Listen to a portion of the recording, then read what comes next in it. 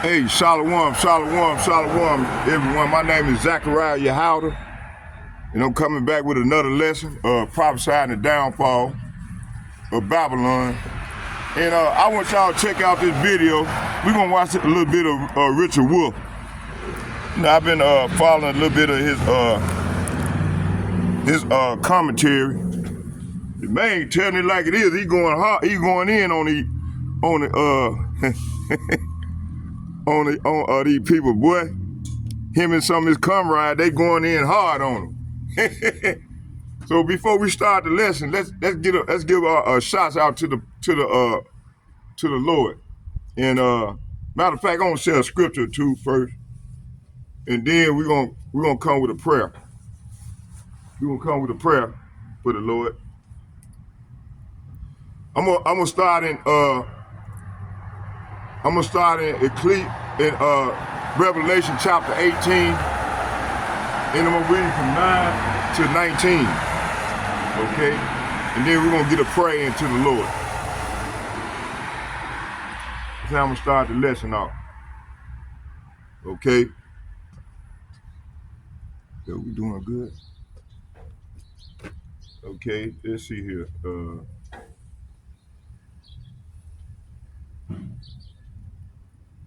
Revelation chapter 18. Yeah, man, we living in some exciting times, boy.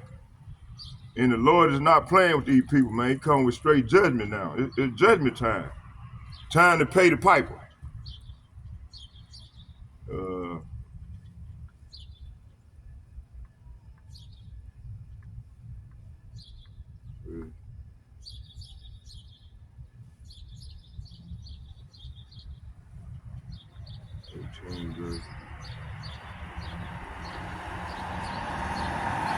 We're going to start at 8. Revelation chapter 18, verse 8, and I'm going to read to 19. And it reads, it says,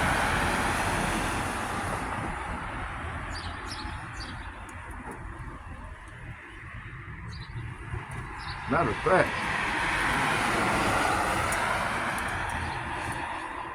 let's start at 4.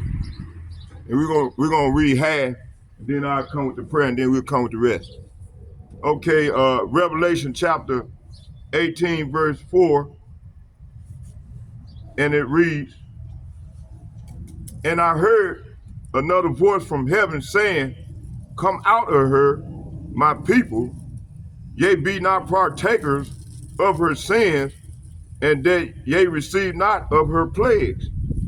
When you go into the word plagues, it translates to evil.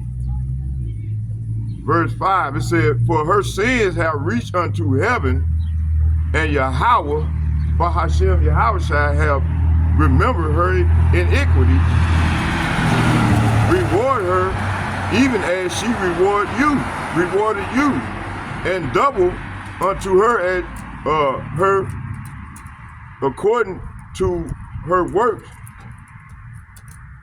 in the cup which she have filled to her double. How much she have glorified herself and living deliciously, so much torment and sorrow give her, for she have in her heart, I sit a queen, and am not, and no widow, and shall see no sorrow.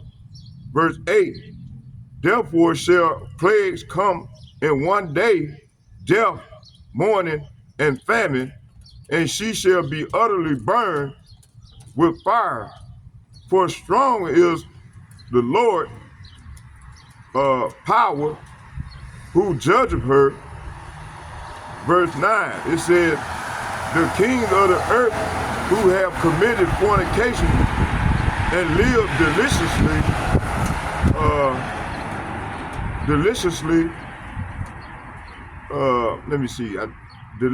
with her, shall bewail her and lament for her when they shall see smoke of her burning.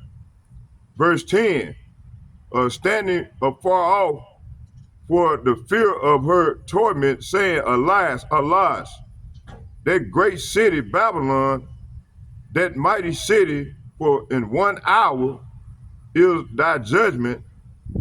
Verse 11, and the merchants of her, and the merchants of the earth shall weep and mourn over her, for no man buy their merchandise anymore. Verse 13, the merchandise of gold and silver, precious stones and pearls, and fine linen, and purple and silk, and scarlet, and all thine wood, and all manner of vessels, ivory, and all manner of vessels of most precious wood, and of brass and iron, and marble, and cinnamon, and odor, and ornament, and frankincense, and wine, and oil, and fine flour, and wheat, and beasts, and sheep, and horses, and chariots, and slaves, and souls of men. Verse 14, the fruits that thy soul lusted after are departed from thee, and all things which were dainty and goodly are departed from her, and thou shalt find them no more at all. Verse 15, the merchants of these things which were made rich by her shall stand afar off for the fear of her torment, weeping and wailing. Verse 16, and saying, Alas, alas, that great city that was clothed in fine linen and purple and scarlet, and decked with gold and precious stones and pearls. Verse 17, for in 1 hour so great riches is come to naught, and every shipmaster and all the company in ships and sailors, and as many as traded by the sea stood afar off. Verse 18, and cried when they saw the smoke of her burning, saying, What city is like unto this great city? Verse 19, and they cast dust on their heads and cried, weeping and wailing, saying, Alas, alas, that great city wherein were made rich all that had ships in the sea by reason of the coastliners. For in 1 hour is she made desolate. See? So, Barakatah Yahweh, Barakatah Yahweh Shai, Barakatah Yahweh, Barakatah Yahweh Shai, call law Yahweh, Bahashem, Yahweh Shai, Bahashem, Rekah Kadash. All heavenly praise and honor and glory go to you, O Heavenly Father. Thank you for giving me the opportunity to come out and make my body a living sacrifice to bring forth works, me for repentance. In Yahweh Shai, Mashiach name I pray. And also, Heavenly Father, send the holy angel to watch and protect me and all the brothers, starting with the elder apostles and the like-minded men on down, as apostles and bishops, and the like-minded men on down as myself. Send your holy angel to watch over and protect us as we come forth with your word. And second foremost, I'd like to give double shout and double honor to all the elder apostles and bishops from GMS who rule well. I'd like to say shalom to y'all. Shalom to y'all. And may Yahweh Hashem, Yahweh Shai bless you all and your families. And third, and I'd like to say a shalom to all the like-minded brothers on down as myself. I'd like to say shalom to you as well. Shalom, shalom, shalom. Let's get it.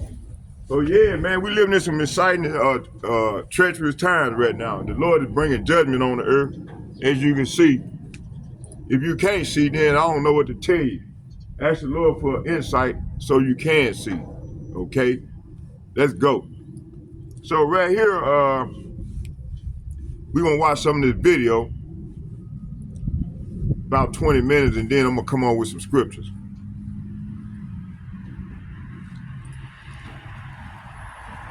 Oh yeah, we gotta get the copyright.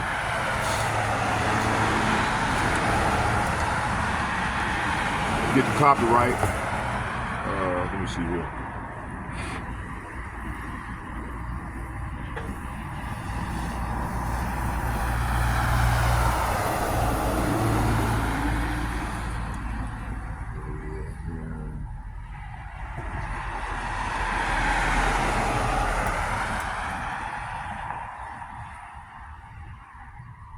Oh yeah.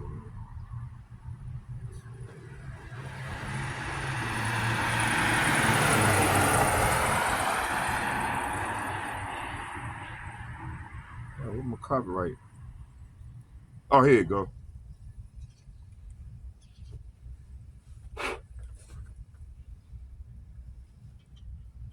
Under 17 U.S. 107.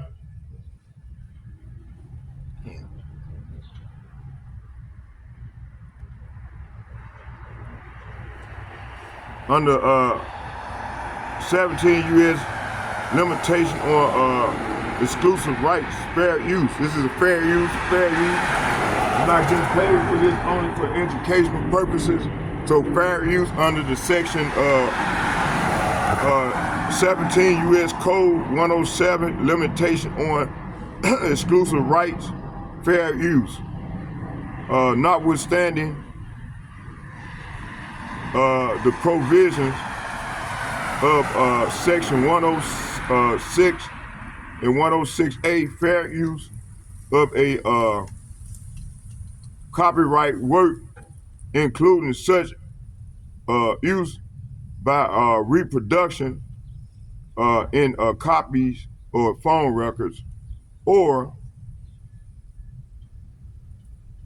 by any other means specified by that section for purposes such as criticism, comments, news, reporting, teaching, including multiple copies for classroom use,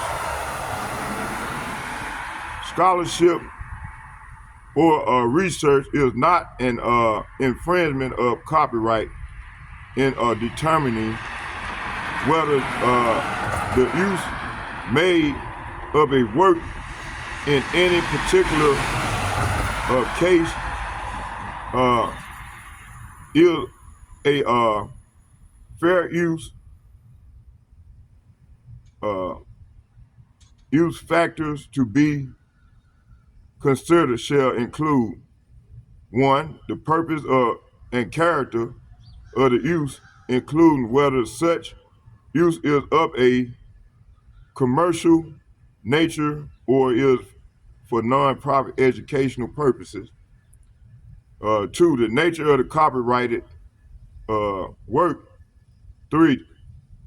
The amount of the substantiality of the portion used in relation to the copyrighted work as a whole. And 4, the effects of the use upon the potential market for the value of copyrighted work. The fact that the work is unpublished shall not itself bar a finding of fair use if such finding is made upon the consideration of all above factors. Okay. So yeah, let's go. Let's get it. So I'm not getting paid for this, only for educational purposes. You know, no more, no less. Yeah, you know, let's get it. Hold on, y'all. Bear with me for a second here. Dang.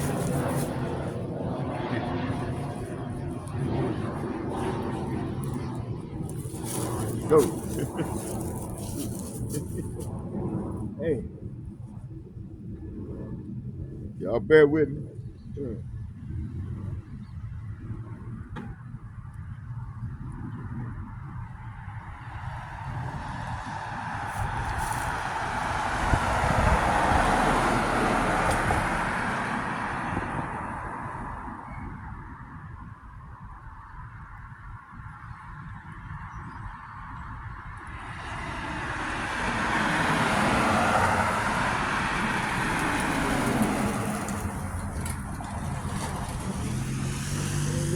look over here.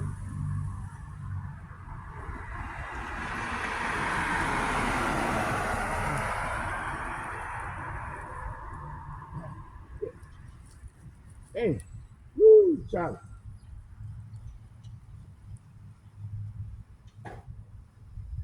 Give me it. Good. All right, let's go. All right, let's go. Let's go. Let's go. Y'all bear with me here. Drink too much coffee, boy. Damn, what the other? Hold on here.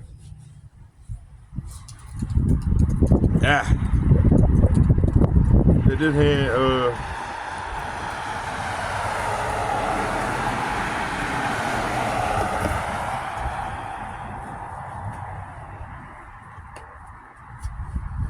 all right, let's go.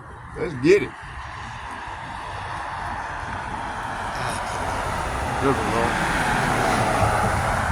All right, here.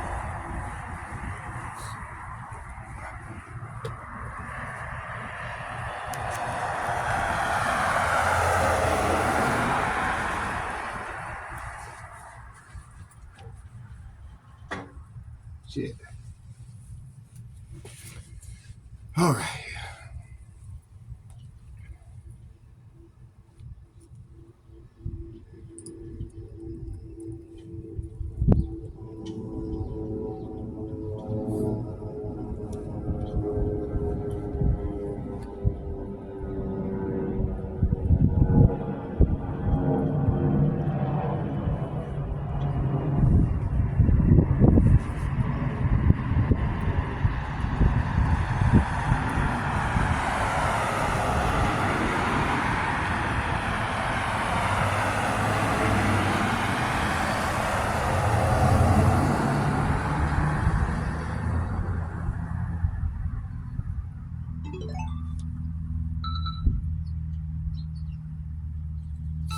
Okay, we good now. Let's go. Let me see here. What was it? Hold on, y'all. Bear with me. Trying to get it going here.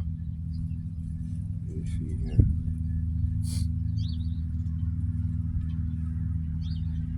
Yeah, my man was going in on him yesterday. He said, "Man, y'all," he said, "these people in Babylon is in a delusion."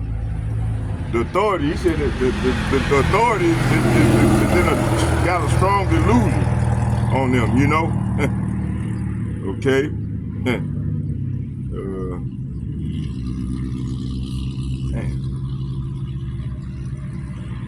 There you go. Care instructions for my Gatsby. My gazpacho. Mr. Henry Chicken. Mr. Dirty Boy. Miss Attention. For beef, short for beefcake. Mel likes dressing up to go out. He has more outfit than his daddy.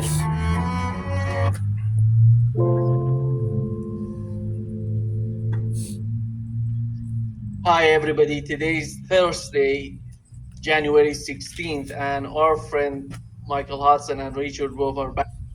Y'all bear with me here. Hold on here. Let me put on a glove.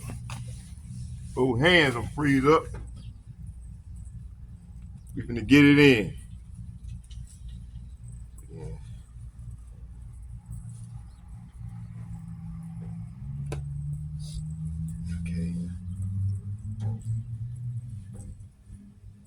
Okay. Okay, let's get it. What's up now?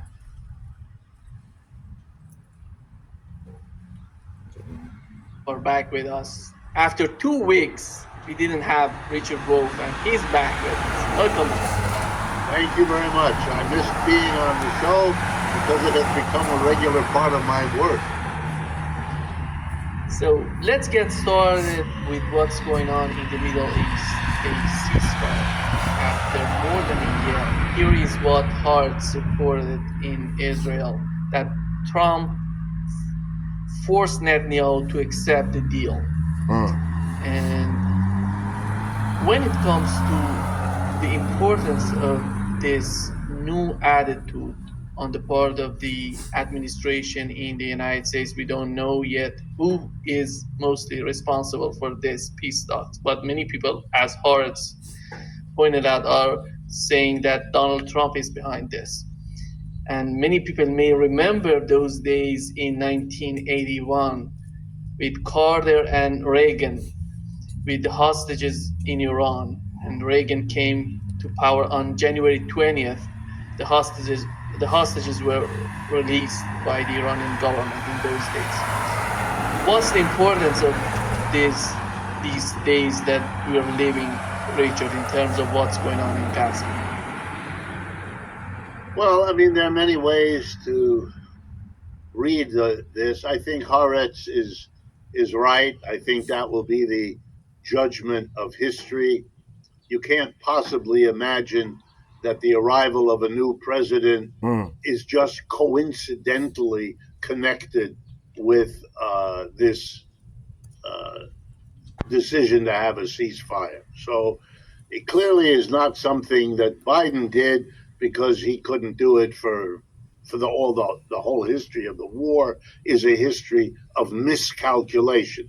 They weren't ready to prevent it. They weren't ready to deal with it. They weren't ready to work out an accommodation. They blocked it from the earliest meetings in February of 2022, when the war had just begun and they were meeting. We all know about these meetings now because of what was said. We know about the whole buildup toward the war. Angela Merkel made it crystal clear, and others have corroborated. So the bottom line is that Mr. Trump was prepared through his emissary, Mr. Witkoff.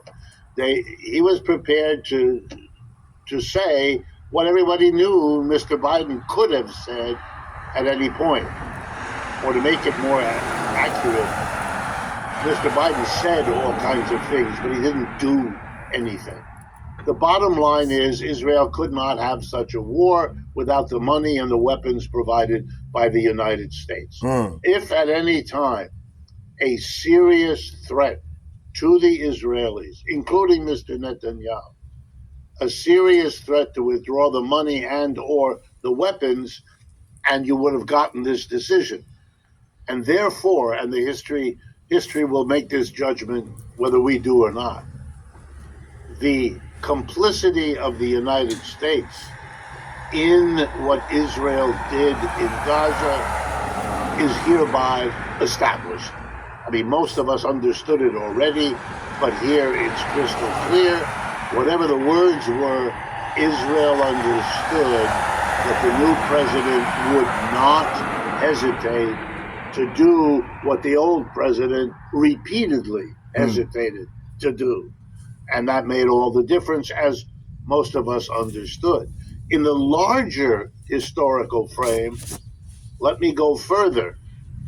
Israel as a society made the decision through many years and many different governments to hitch its wagon, to make its bed with the United States, to become dependent upon the United States in virtually every major way. Militarily, for sure, financially, for sure, and politically, right down to the most recent United Nations votes, which had weird numbers, like 120 countries on one side, a dozen in the middle, and the United States and Israel virtually alone. You have achieved over time not just a close alliance, but you have achieved utter isolation.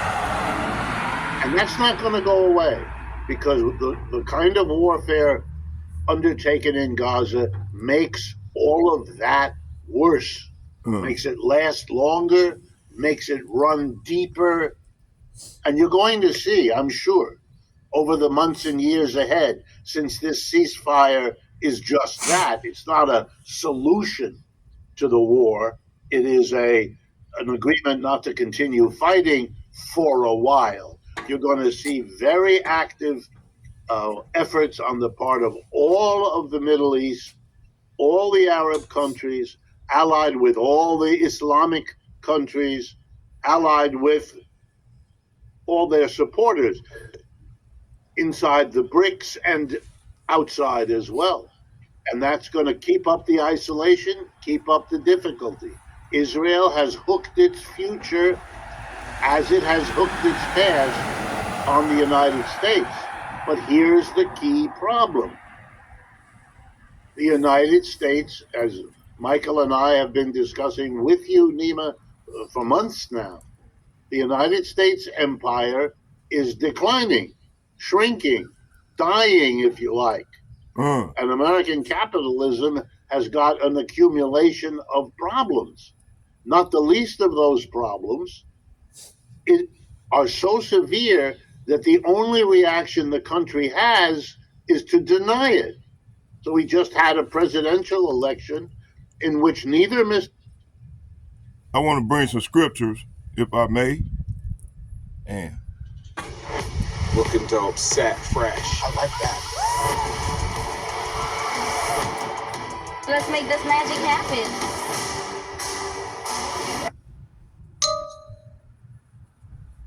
Listen. Lesbianism, meaning so-called same-sex marriage and all of that. The code book calls it counter Ever cheated? and all of that. The code book calls it counter-sexualism. Mr. Trump, nor Biden, nor... okay, I want to get some scriptures real quick. Hold on here. Yeah, I can't. Let's see who's gonna do it right here.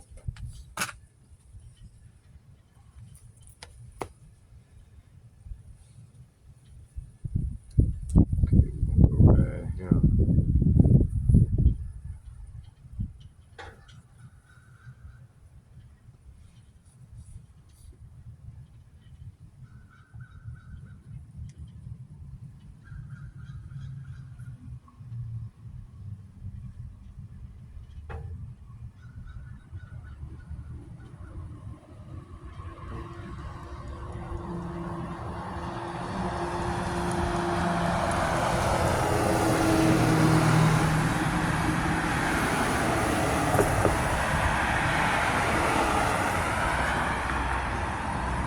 Hey, Revelation chapter, we're gonna get Revelation chapter 19, verse 20, and it reads,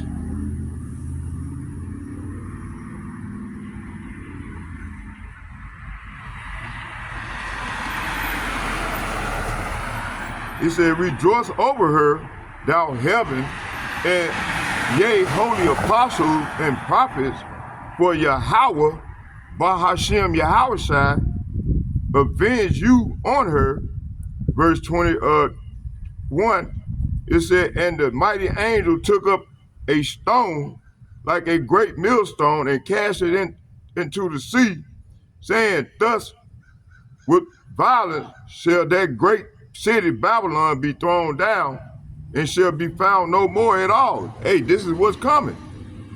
Verse 22, it said, and the voice of harpers and musicians and pipers and trumpeters shall be heard no more at all in thee, and no craftsman of whatsoever craft he be shall be found any more in thee, and the sound of the millstone shall be heard no more at all in thee. Verse 23, and the light of a candle shall shine no more at all in thee, and the voice of the bridegroom and the bride shall be heard no more in thee, for thy merchants, amen, brother, said, for thy merchants were the great men of the earth, for by thy sorceries were all nations deceived. See? And in her was found the blood of the prophets and the saints and all that were slain upon the earth. Let's go back to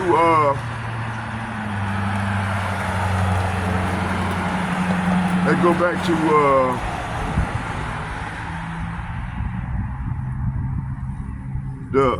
let me see here.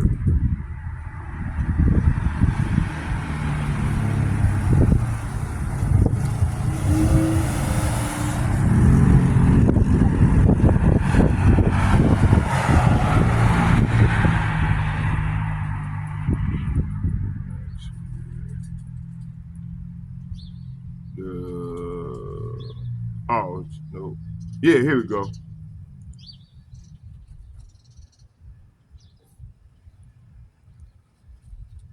Okay, let's go back to the video. And let's go back, watch some more of the video. You know, and with that sorcery, you know, we dealing with witches and warlocks at a high level. You know, like the elder Yasharum Shalom, brother, and said, and we're gonna watch some of that video too. And he was saying that, you know, you had the guy, he was responding to the video that one of the Edomites had made. You know, he might have been an Edomite or he might have been a Jake, we don't know. But anyway, the guy said the Pope, which I had said about 2-3 days ago, that Pope had opened up that damn door. He opened up a door. He opened up what word I want to use? He opened up this door for all these different spirits to come out. Portals. He opened up these doors for these portals, to release all these spirits into the earth, into the atmosphere. So that's why you see a lot of people bugged out right now. You know, and then all manner of evil going on, which the Bible already had said that was gonna happen. But man, look what happened within a couple weeks span. You got the wildfire down there in California. You know, you got men. You know, I seen a video where this one dude, he couldn't take it no more. He killed him. He killed his wife and his 3 little babies.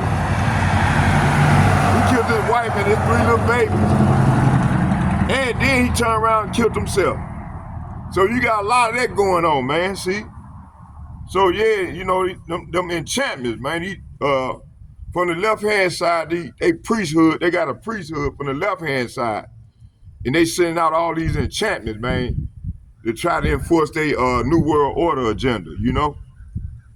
Like that lady when in Davos, that lady, that witch, she got to making all this sound. We think she was a Jake.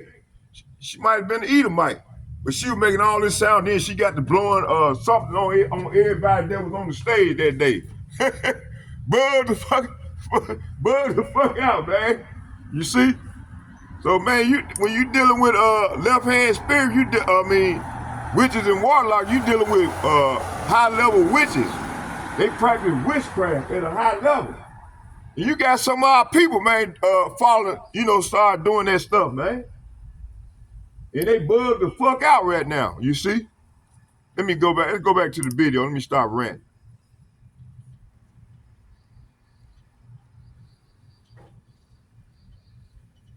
Come on now.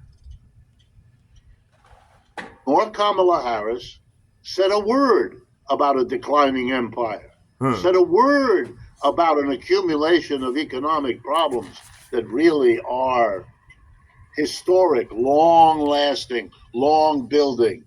Instead, they engaged in what passes for politics in this country is the theater of blaming each other as if one or the other party were the problem instead of one and the other party being the problem. So I think what we have reached is a historical shift.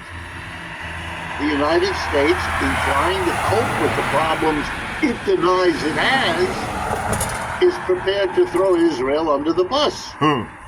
It was something that could have and should have been understood from the beginning.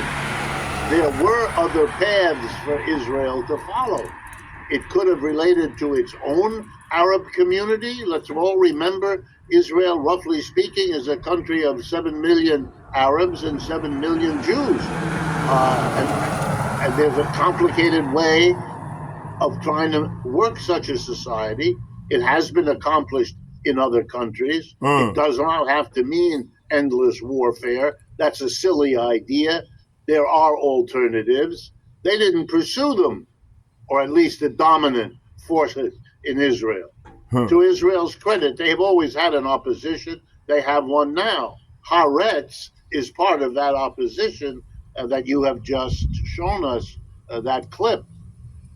But the dominant politics of that country made them have an alliance which they have never really questioned, and which is now confronting them with what it means to be the very junior partner to an alliance with an enormously powerful country that is losing the power that made you ally with them in the first place. This reality is going to have to be faced, no matter how long it's covered over with political noise of the sort we're going to be seeing a lot of in the weeks ahead. Start the new year with the truck you've always wanted at Appalachians. Okay, This let's, January, lease a Ford F-150 for just $559 a month with $5,000 down for 24 months. Plus, from now until the end of the month, when you trade in your... Well, Richard has said pretty much anything that I could have said about that. I guess there are a couple of questions. Why does... Let's get this. Listen. Lesbianism, meaning so-called same-sex marriage and all of that. The code book calls it counter-sexualism or anti-sex. Okay, and that's another discussion all within itself. But I think that's the plan of the white supremacists. This is my opinion. That what they're going to do, what they are in the process of doing now, they know that in the future there's going to be a lot of what you call military conflicts going on everywhere. I mean, where you're going to need soldiers. So, a lot of what we call the standard white person, the white male, the strong white male, what you call the best of the best, what the white supremacists call the best of white people. I mean, who are in what we call military situations, the best soldiers among white people.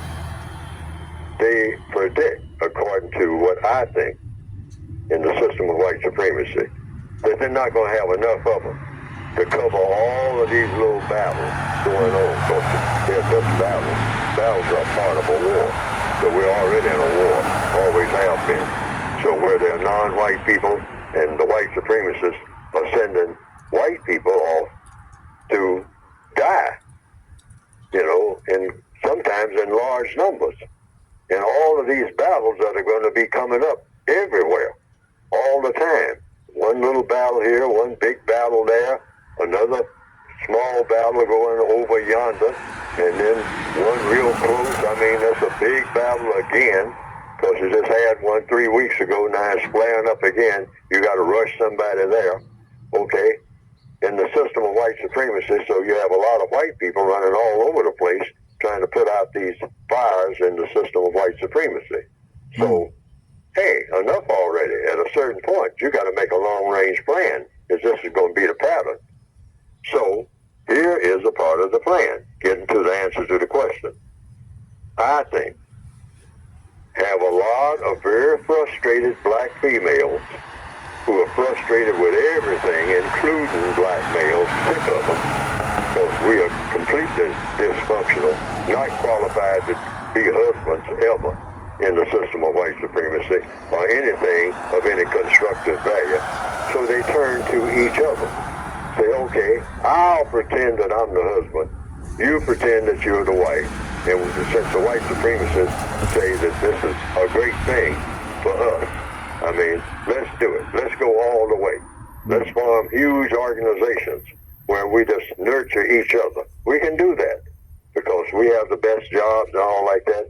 And among black people, the black female in the future is more qualified because we're not filling up the jails as fast as the black males are and all like that. We kind of stick to business, try to do something that makes sense sometime, all right?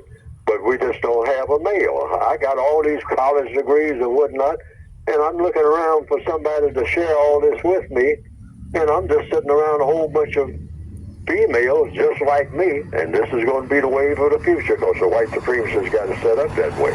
All right, black males are filling up the jails, sodomizing each other, and black females are out here just trying to raise the babies on their own. You never see a black female. She's got 7 of them. There ain't no male nowhere around, okay? That's going to continue because the white supremacists want it that way. All right, they got it set up that way. So even the black males that want to do something can't. See, that ain't gonna happen. Yes, sir. Not under the system of white supremacy. So the black females are going to be paired off with each other. All right, you got a tailor-made situation. All right, girls, gals, come over here, both of you. Or maybe, in the future, 3 or 4. Since, y'all not gonna be producing no babies, so 4 of you can marry each other. All right? This just might be coming. I don't know for sure. But the white supremacists have a diabolical mind. They're orchestrating all of this. I mean, not some of it. They are behind all of this stuff. Okay? Where black... Okay, let's go here.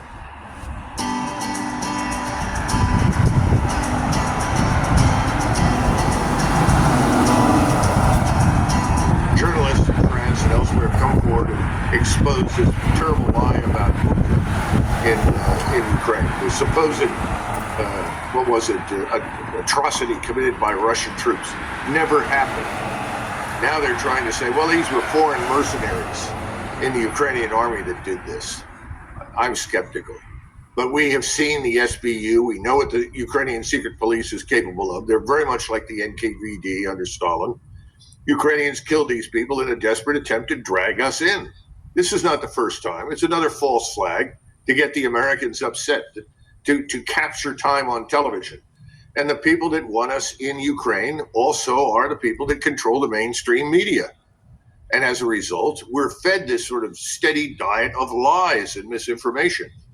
Zelensky belongs in jail, at least until we can put together a plan to execute the man, because he's a criminal of the worst kind, and he has consigned Ukraine to destruction. He's done more to kill Ukraine as a state than anyone else on the planet. Wow, that's a pretty tough position there. Well, listen, look at this man. I mean, this is the man that's dragging teenagers and old men off the street to go fight the Russians. Come on, this is ridiculous. It makes no sense. This is the man that has lied to everyone about what the Russians have not done. Now, in every war, there is excess killing of various kinds. But the notion that the Russians have deliberately committed atrocity after atrocity after atrocity is a lie.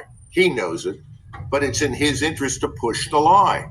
And why is it in his interest? Because we're paying him handsomely to do it. This needs to stop. Cut off the money. That's the message for President Trump. Cut off the money. Well, you have the mill bloggers showing that, look, that it didn't even slow Russia down. They're still penetrating into it, that they're going to eventually just cut that off and it's all going to die. There's no negotiating. It may be an embarrassment for Putin, maybe. But again, Doug, it's a company-sized element. It's not even a brigade. What do you make of it? Well, Hodges is in the business of pointing to molehills and trying to convince everyone that they are mountains. This is just, food for the Western media. Pitch this to the journalists and tell them, well, Ukraine has got lots of life in it. Ukraine can still win this war. Here's your evidence. It's all nonsense. It might be useful to point out that shortly after Appomattox in April 1865, there was a battle in Texas. In fact, you may be familiar with it, Dan, since you're from that neck of the woods. And I think it was under General Kirby Smith, the Confederate commander, and they fought a Union force somewhere near the Red River, I think, and they defeated the Union force. The war was already over. It was over because Lee had surrendered, and Lee's surrender marked the end of it. In other words, there were places where the Confederates could still occasionally make inroads, but on the whole, the South was starving, it was prostrate, it couldn't manufacture arms, it was short on ammunition, and it was short on manpower. You have a similar situation today in Ukraine. Ukraine is very much in a condition similar to what the South was facing at the end of the Civil War. That's why this man, Zelensky, should be considered a criminal. He's causing unnecessary carnage and death. He's not interested in Ukraine. He wasn't appointed to his position or elected to his position to do anything for Ukraine. He was there and promised that he would end up as a billionaire, or at least 100 millionaire, if he waged war on Russia to the bitter end. And that's what he's doing. He has nowhere else to go. There's nowhere else he can hide and live other than under protection of the United States and the West. You know, that it's ironic, and I mean the reality of it is whether you know what you're talking about happens, whether he gets captured or whatever, put in jail, etc. I mean, for him to continue the fighting, at some point they'll just lose, and so everyone will see that all the stuff he's been saying throughout the war, especially from say 2023, January 2023 onward. He was promised them get back their 1991 borders. He said they're going to win the offensive, and now then they're going to win this great negotiated settlement that's on their terms, even though they're on the bottom side. All of that will be shredded by the Russian army. They'll be showing on there. Or he'll finally come to reality and say, we're going to make a negotiated settlement. And then all of his people are going to go, then why didn't we fight for the last 2 years? How do I start a savings habit? How to start shaving a rabbit. If you want a simpler way to build a habit, a We're gonna BMO watch savings account can a help. couple more You get a cash videos reward and every month, you clips, say. and This then we're year's gonna top go and get to the prize goes scripture. to Vimo. I'm just in it for the saving. End of the dollar empire? How BRICS could dethrone the USD as global currency. The US dollar has held a position of unparalleled dominance in global trade and finance for over 7 decades.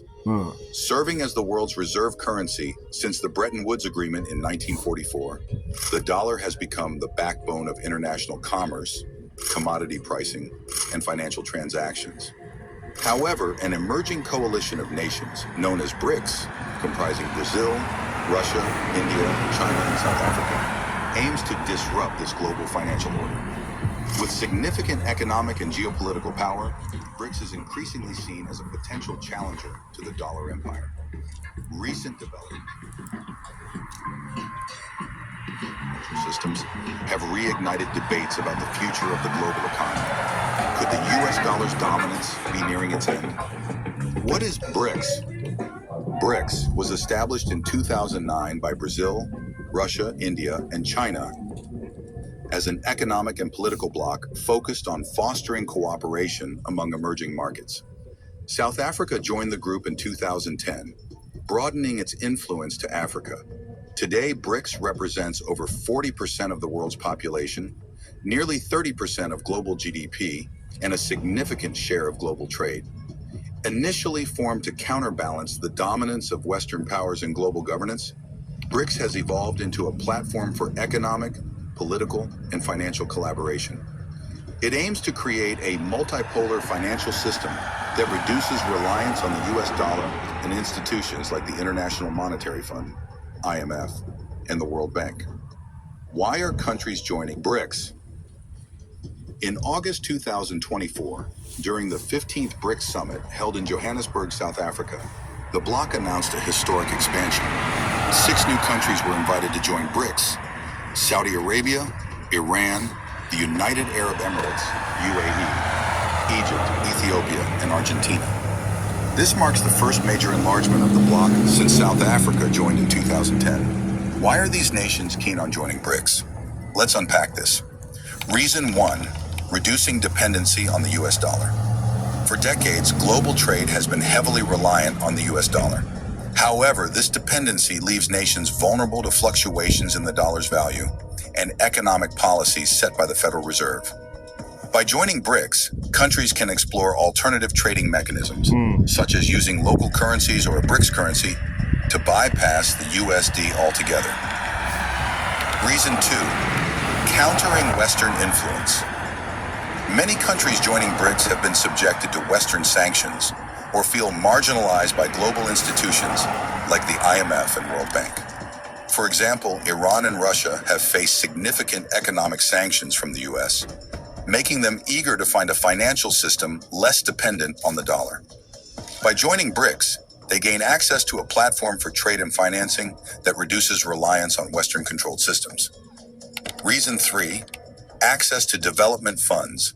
BRICS offers economic opportunities beyond just trade. The group's New Development Bank, NDB, provides loans for infrastructure and development projects without the stringent conditions imposed by Western institutions. This appeals to nations like Egypt and Ethiopia, which require significant funding for development and infrastructure growth.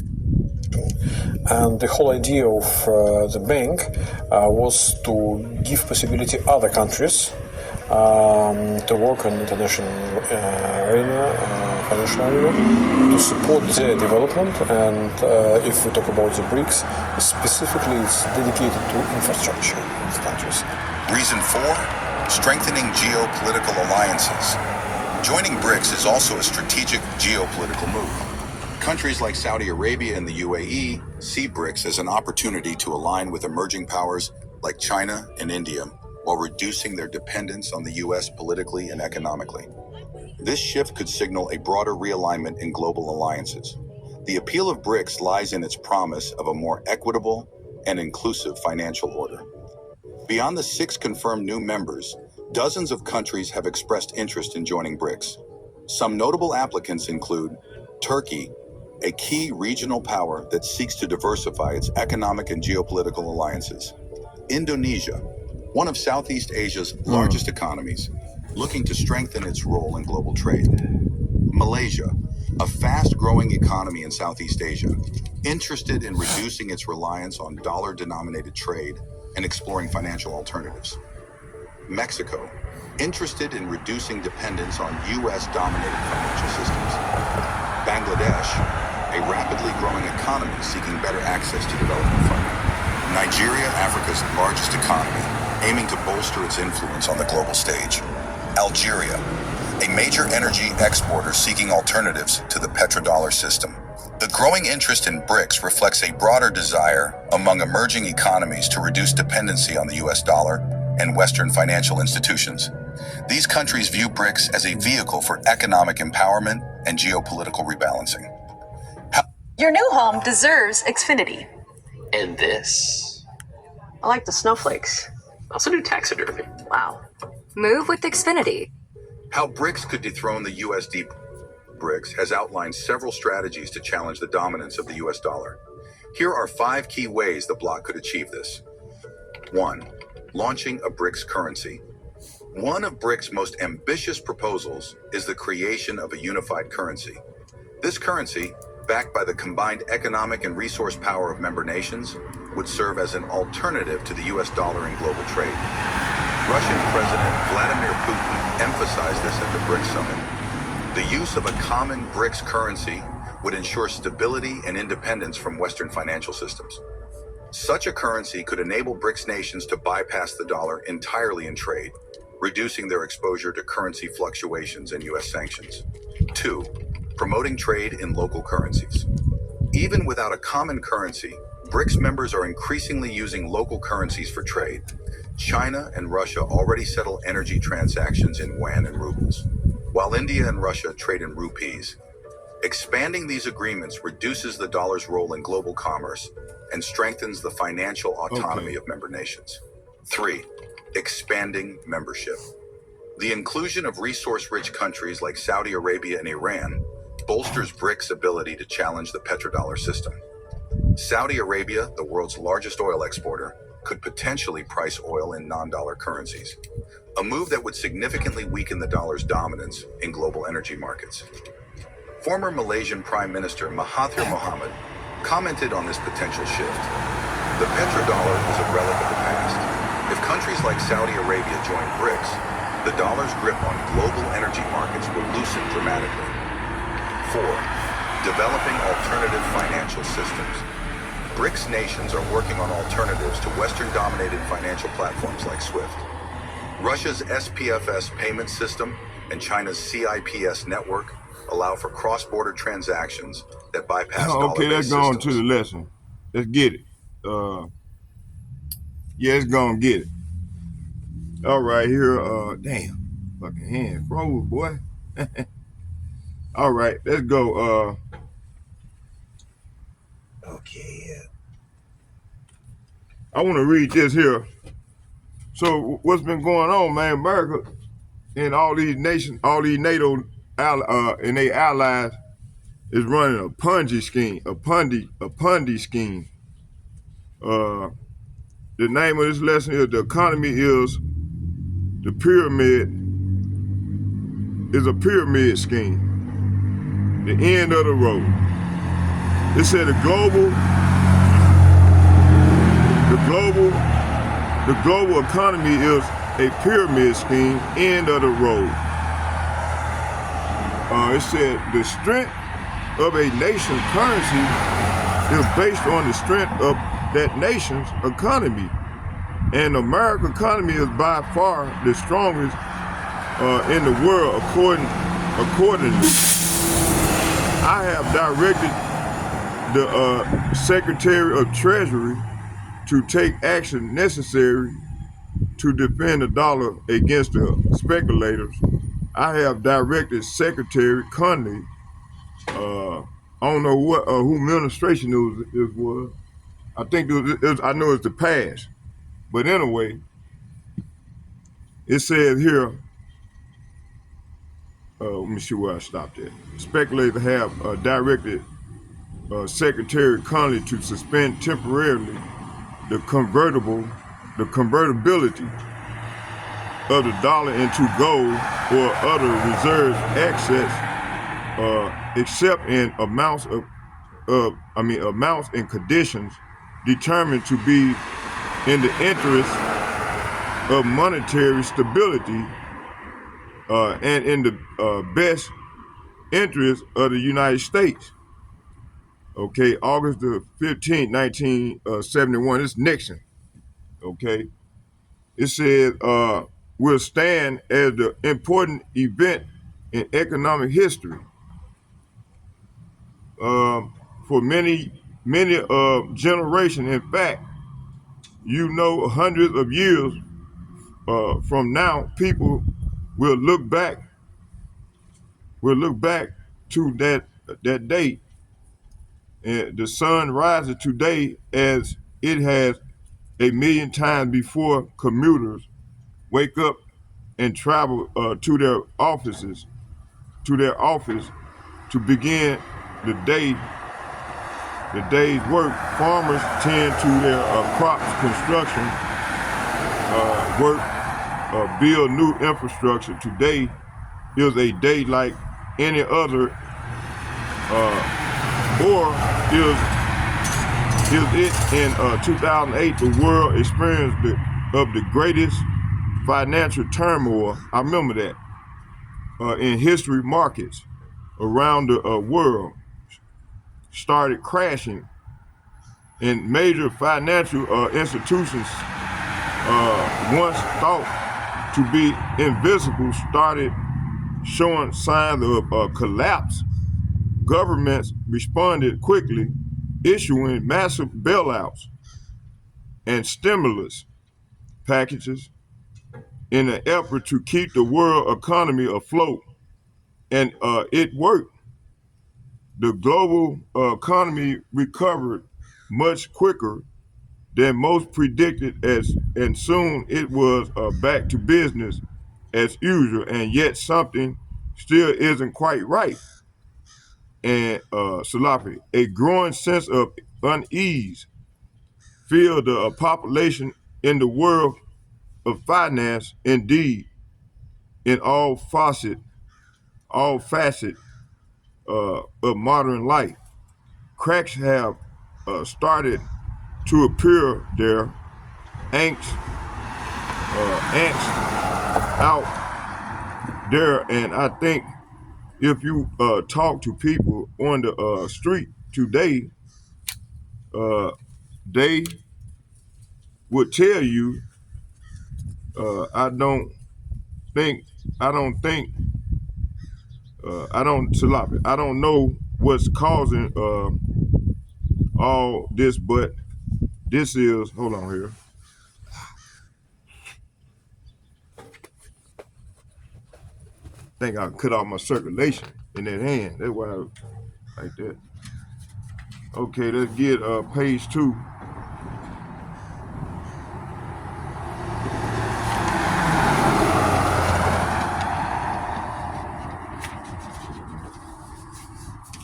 Page 2. It says just doesn't feel normal.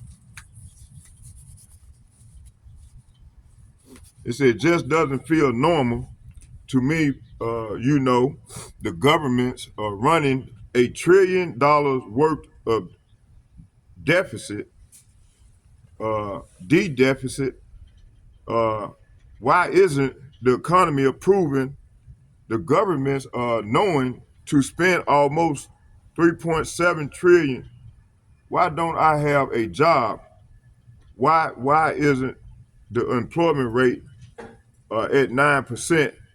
And I even think that the number is understated. A lot of people are feeling unsure about the world today, concerned that something terrible is waiting in the wings. We're told that the global financial crisis of a few years ago has been fixed. But what if the crisis isn't the cause of the angst?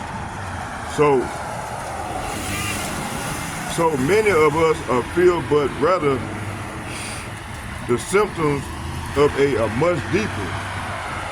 It said Bretton Woods, 1944. He just mentioned that. He said the problem at Bretton Woods, New Hampshire delegates from 44 allied and associates countries arrived from the opening of the United Nations Monetary and Financial Conference. Our story begins in 1944 with World War II coming to an end. The Allied nations met at Bretton Woods, New Hampshire, to create a new financial system, which would stabilize the world once the war ended, with America forced to enter a golden age of prosperity. The U.S. dollar was chosen as the world's reserve currency. The Bretton Woods system was created after the Second World War at the Bretton Woods Conference in New Hampshire. Rather than using gold as the mean of exchange between countries, as was the case under the old standard of dollars was going to be used, and the dollar was chosen because back then it was as good as gold. Under this new system, countries agreed to fix their currency to the U.S. dollar, and the U.S. dollar would be tied to gold at a price of $35 per ounce.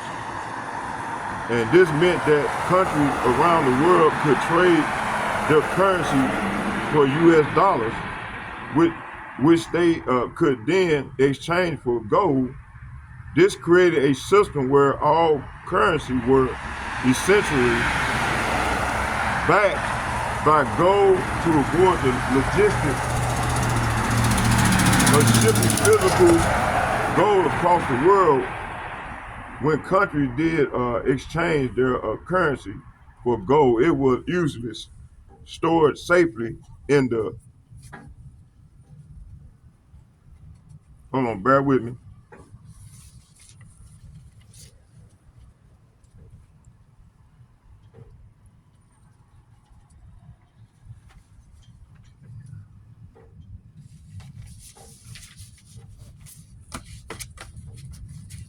It was stored in the U.S. under the Bretton Woods system. you could exchange currency. Your currency. It said your currency, your dollar.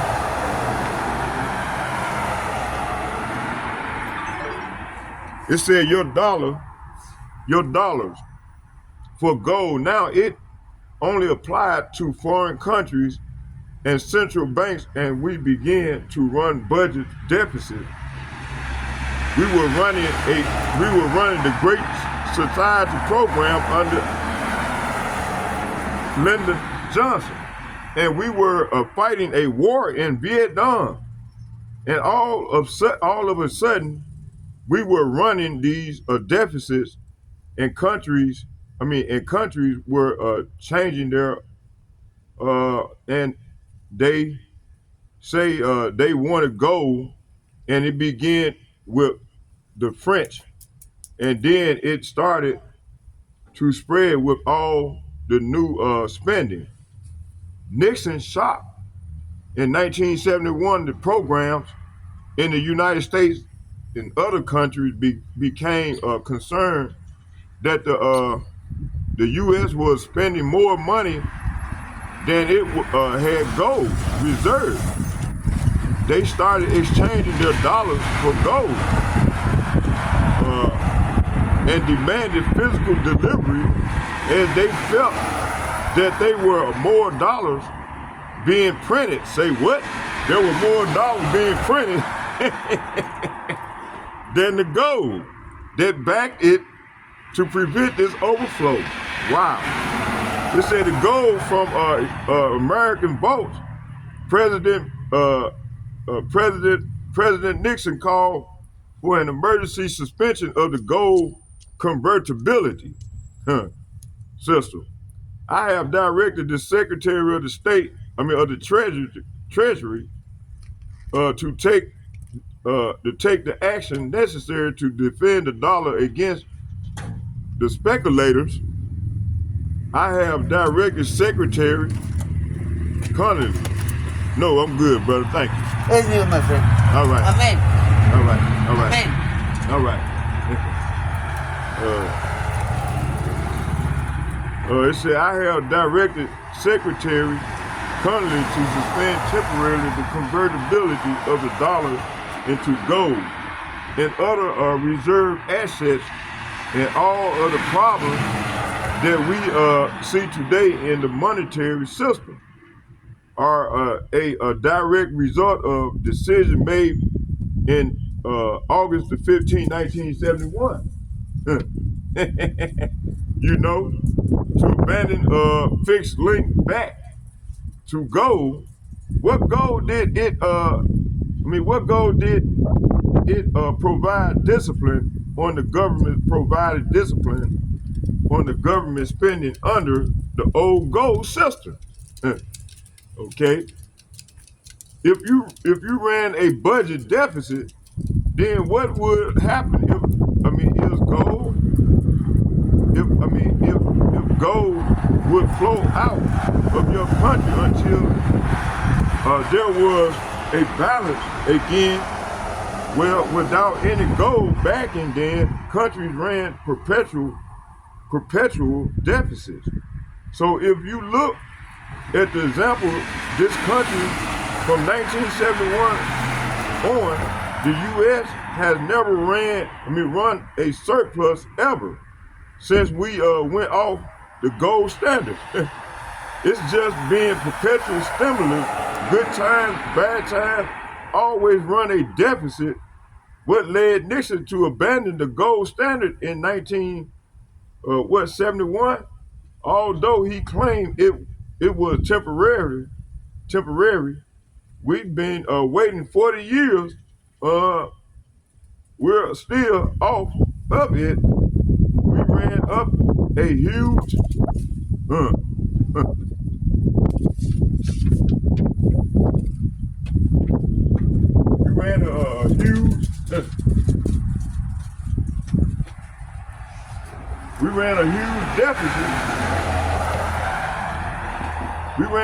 deficit in 1960. We we had the guns and another butter economy where the government was both simultaneously fighting a war in Vietnam abroad. In addition, we were funding manned missions to the moon and the whole space program. We were creating more money than we had gold reserved to back it up. And a lot of our foreign creditors saw this and began to demand gold rather than their Federal Reserve notes, because they sensed that Washington simply didn't have enough gold to make its commitment to back the dollar by removing the link between gold and fiat currency. So they was running a Ponzi scheme. Okay, keep moving. It said the U.S. dollar, President Nixon created a system where all currency were backed by nothing. This is what is known as a fiat currency. Currency is currency that's backed by nothing except the government promises. The word fiat is a Latin word, and it basically means currency that is calculated by force. If people have confidence in what currency, and if there are enough government force that will enable the currency to circulate for a period of time until people lose confidence in the currency. Wow. Okay. It said there is no nation. Let me see where I stopped there. There is no nation on this planet that currently uses money. We all use currency. There will come a day when everybody knows the difference. Money is a medium of exchange, and the way it has evolved is that it's always something of intrinsic value until the modern age, when the politicians say, well, we don't need anything in intrinsic value anymore. All we need is political decree. We can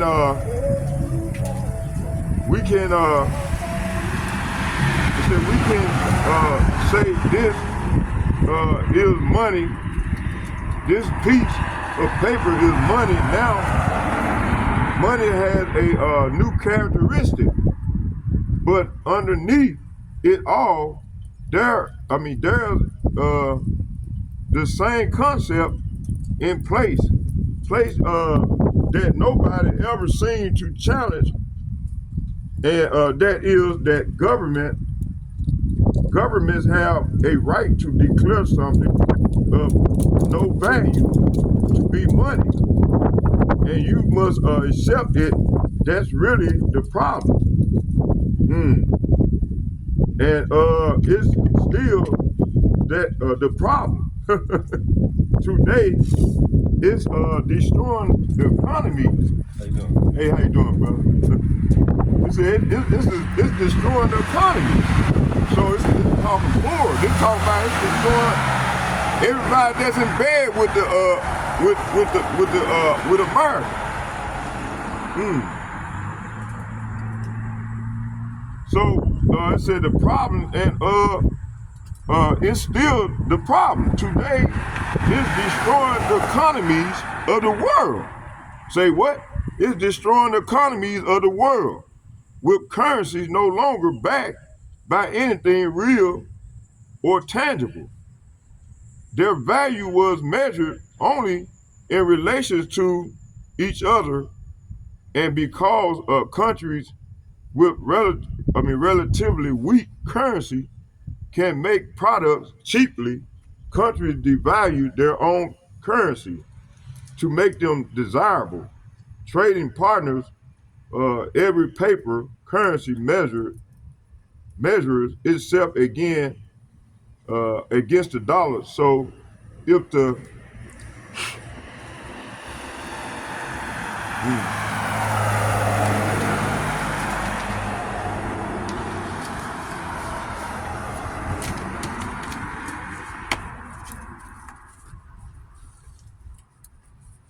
okay, y'all bear with me. Let me let my hands warm up a little bit.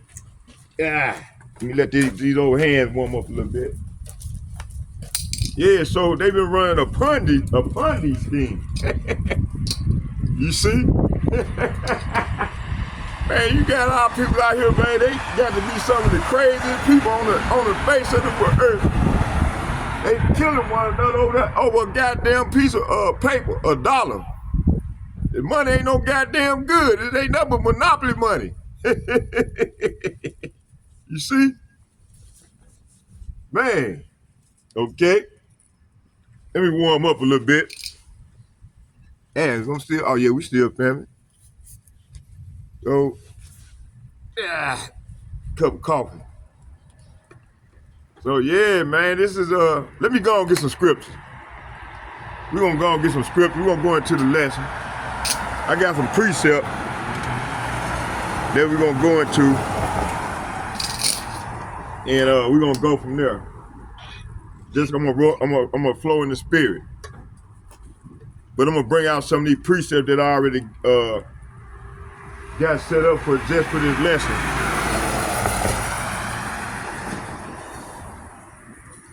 Okay.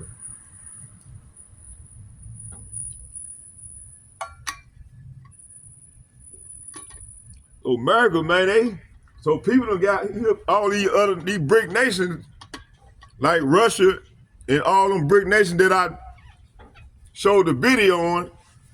They done got hipped on America and they Ponzi scheme. Putin exposed it. Okay, let me see here. Oh yeah, let's go into some of these scriptures.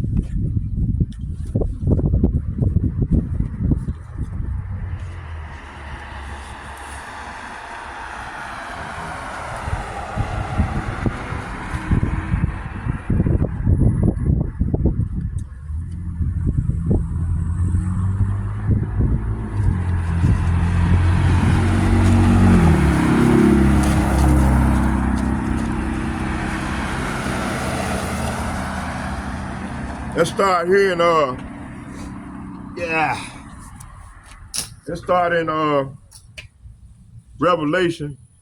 Proverbs chapter 2. Let's get Proverbs chapter I'm gonna read 1 and 2, verse 1 and 2.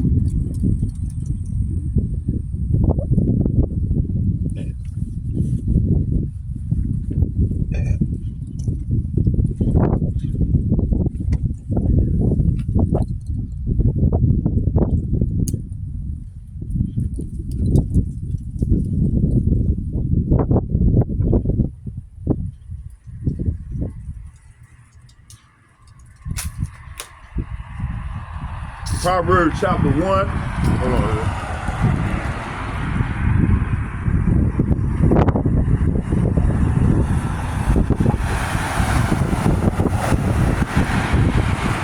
Proverbs chapter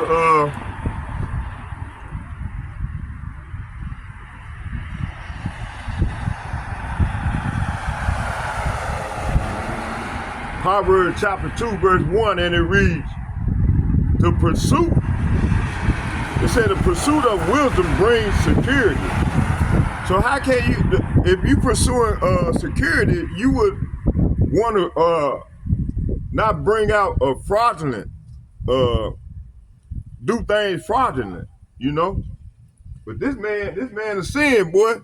I don't know what to say about it. You know, it says here, my son, Proverbs chapter 2, verse 1, and it reads, my son, if thou wilt receive my words and hide my commandment with thee, verse 2, so that thou incline thy ears unto wisdom. Say what? Unto wisdom, and apply thy heart to understanding. See? So starting with the elder apostle and the like-minded men on down to myself, this is what we doing. Man, ain't give a shit about this money, man. This shit is over with, man. So right here, Proverbs chapter 1 and verse 2 is saying, my child, listen to what I say and treasure my commands. See, hey, we got to treat these commandments like treasure, which it is. It's the real treasure. Turn your ears to wisdom and concentrate, say what? And concentrate on understanding. See, hey, this is what we doing. While all our rest of our people, they out here in La La Land, they don't even know what the fuck going on. They get Revelation. They get the book of Revelation. Go back to the book of Revelation.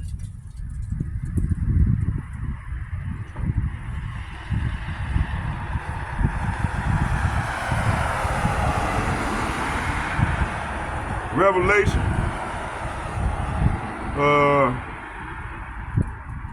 Chapter 18.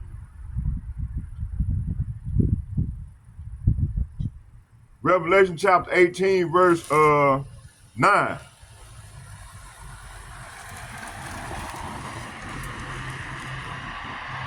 Revelation chapter 18, verse 9, and it reads, and the king of the earth, say what? And the kings of the earth who have committed fornication and lived deliciously with her, talking about this whore. So these kings of the earth, all these kings of the earth, they've been doing this great big old Ponzi scheme, and they've been living deliciously with the whore. With her shall beware her. So they're gonna beware her when the Lord come with that fire. You see? And 2/3 of our people that join unto this devil, they're gonna go down right along with this devil. You see? With these elites. It said, shall beware her and lament for her when they shall see the smoke of her burning. See? Verse 10. It says, standing afar off for the fear of her torment, saying, alas, alas, that great city, Babylon, we're talking about AKA America. That mighty city, say what? That mighty city, for in 1 hour, that judgment comes, see? Hey, in 1 hour, man, the Lord gonna destroy this bitch. Hey, the Lord gonna make this bitch back. He gonna bomb. He gonna have them brick nation to bomb this bitch back to Camp Bedrock.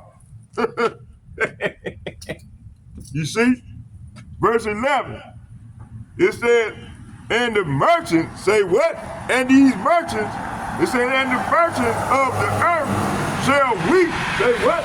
They shall weep and mourn over her. See, these merchants, they gonna be mourning and weeping over this hoe, because they can't get rich off the Ponzi scheme anymore. But right now they trying to create a new digital currency, which you gonna have to you gonna have to take a chip in order to buy or sell. You gonna have to sign your life over. You have to become a perpetual slave. You see? And I'm gonna be ready to go into that in a minute. It says here, and the merchants of the earth shall weep and mourn over her. Why, Lord? For no man buy their merchandise anymore. See? Hey, that's going on. That started going on now. So, hey, So you got the what's his name? The Rothschild. You know they run this country. This shadow government, they run this country, and they've been running a big old Ponzi scheme. They got y'all, man. Hey, got y'all in La La Land. You jakes, y'all don't know what the hell going on. But hey, start with the other apostles, and the like-minded men know what's going on. They trying to set us up because we know too much. You see? It said, and the merchants of the earth shall weep and mourn over her, for no man, say what? For no man buy her merchandise anymore. See? Verse 12. The merchants of gold and silver and precious stones and pearls and fine linen and purple and silk and scarlet and all that wood and all manner of vessels of ivory and all manner of vessels of most precious wood, of brass and iron and marble. See?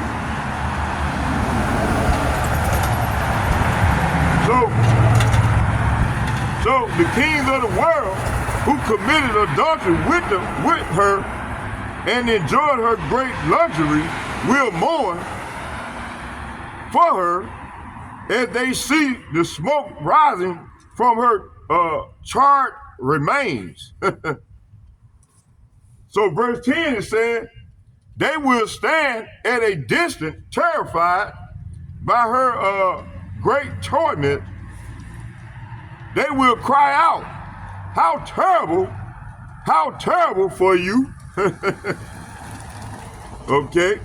Oh, Babylon, you great city, in a single moment, Yahweh, Bahashem, Yahweh's judgment come on you, see? Why this judgment gonna come on this whore? Because of what she did to the Negroes, the Latinos, and the Native Americans. Hey, you know, hey, we were the first commodities on Wall Street. You see, the slaves, the Negroes, the Latinos, and Native Americans were the first commodities. Okay?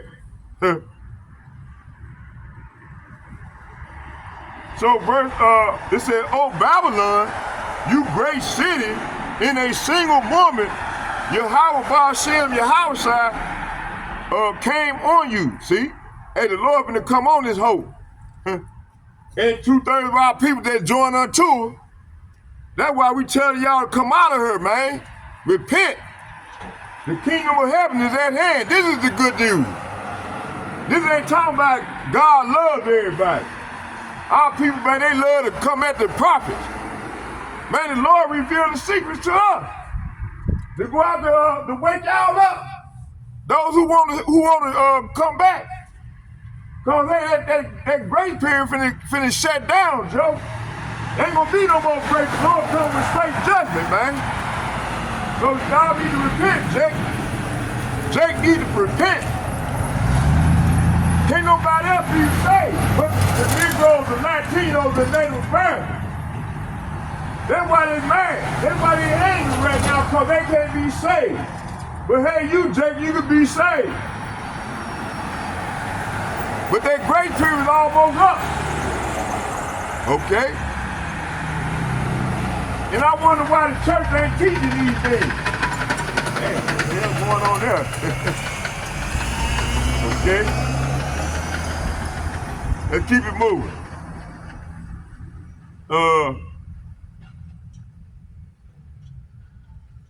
It said, oh, Babylon, you great city, in a single moment, Yahweh Bahashem, Yahweh came on you. Verse 11, it said, the merchants of the world will weep and mourn for her, for there is no one left to buy her goods, buy their goods, see? Verse 12.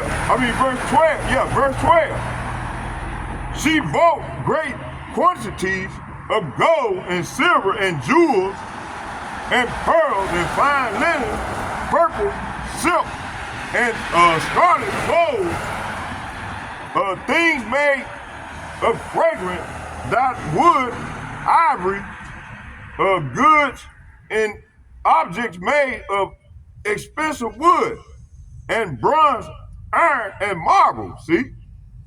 Verse 13. It said the cinnamon and odors of ointments and frankincense and wine and oil and fine flour and wheat and beasts. Say what? And beasts and sheep and horses and chariots and slaves. See? You see? Hey man, we were the first slaves on that goddamn Wall Street, you see? So hey, they got to pay for that.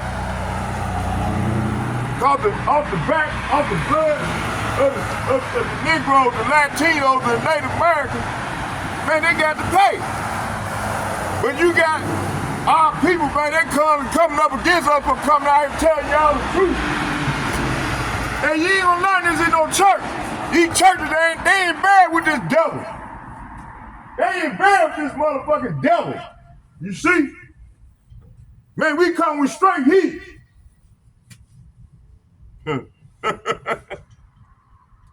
Let's keep it moving. Hey, the church, Pastor Porchop, he tell y'all God loves everybody. In the first verse, they'll come with John 3:16. John 3:16 to talk about you Negro, Latino, and Native American. It's referencing y'all. It ain't referencing the whole world. God don't love everybody. He coming for his people. And mainly the elect, the ones that's out here doing the work. And the rest going in the fire.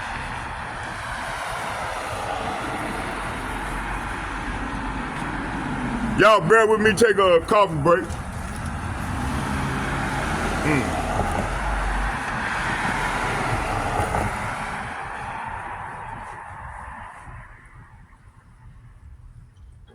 And most of these pastors, they in bed with this devil. They done took a 501c3. They get paid. While y'all in the hood killing one another off this fake money. This devil, he living in a house on the hill and ruining souls. You see? Hold on, y'all. Bear with me.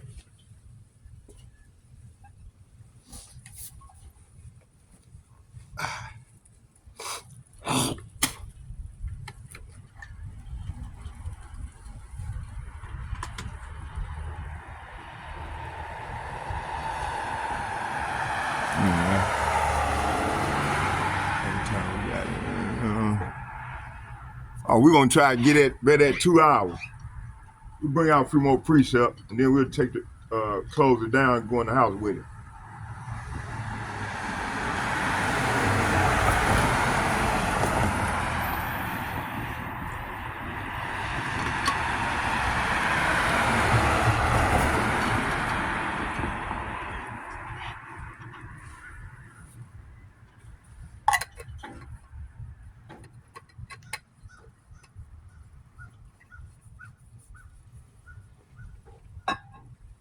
Man, they finna create a Black Swarm event, man. That's what I'm seeing. And a lot of the other prophets see it too. Okay.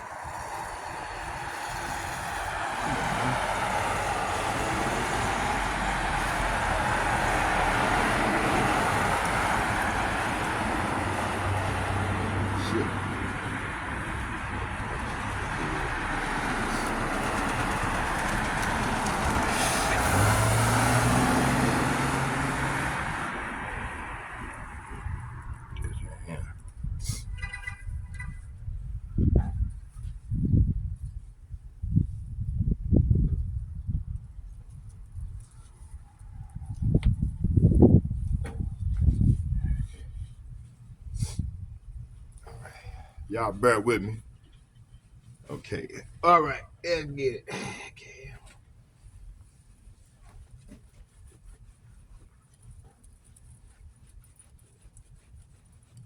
Can't hardly see on this one.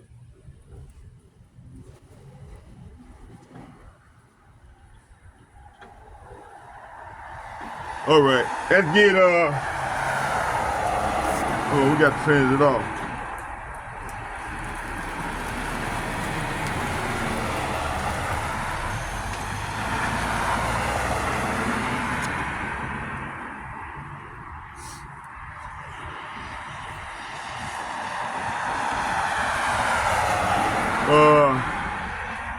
Revelation chapter 18, verse 13, it said, and the cinnamon and odors and ointments and frankincense and wine and oil and fine flour and wheat and beasts and sheep and horses and chariots and slaves.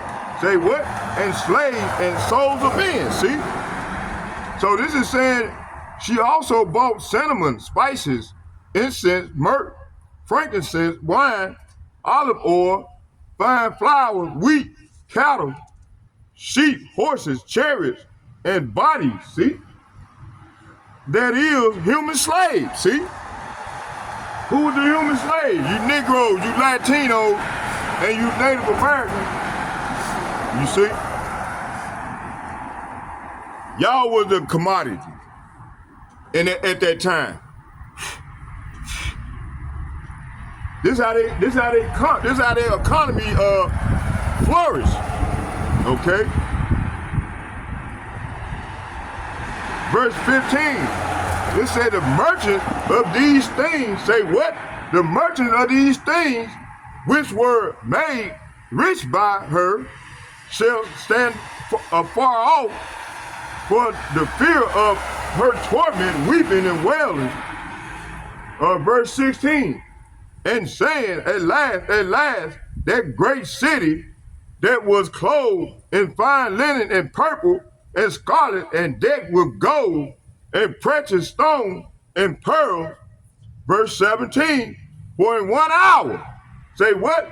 For in 1 hour, so great riches is come to naught, and every shipmaster and all the company in ships and sailors and as many as trade by the sea stood afar off, verse 18, and cried when they saw the smoke of her burning, saying, what city is like unto her, Salapia, this great city, see?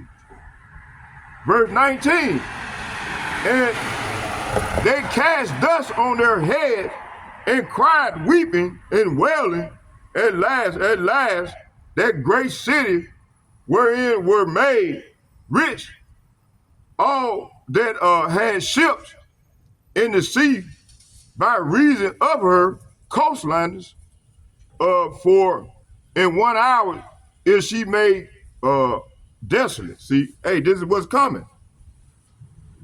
Okay.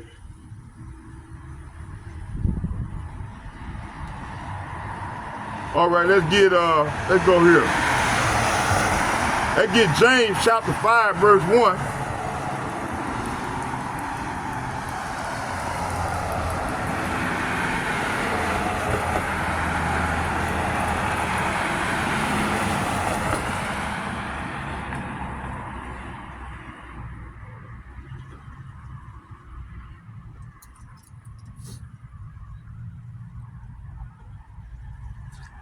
James chapter 5, verse 1, and it reads, go to now, ye rich men, and weep and howl for your miseries, for your miseries that shall come upon you, see, hey, all these elites, all these, the Oppenheimers, the Gettys, the Rothschilds,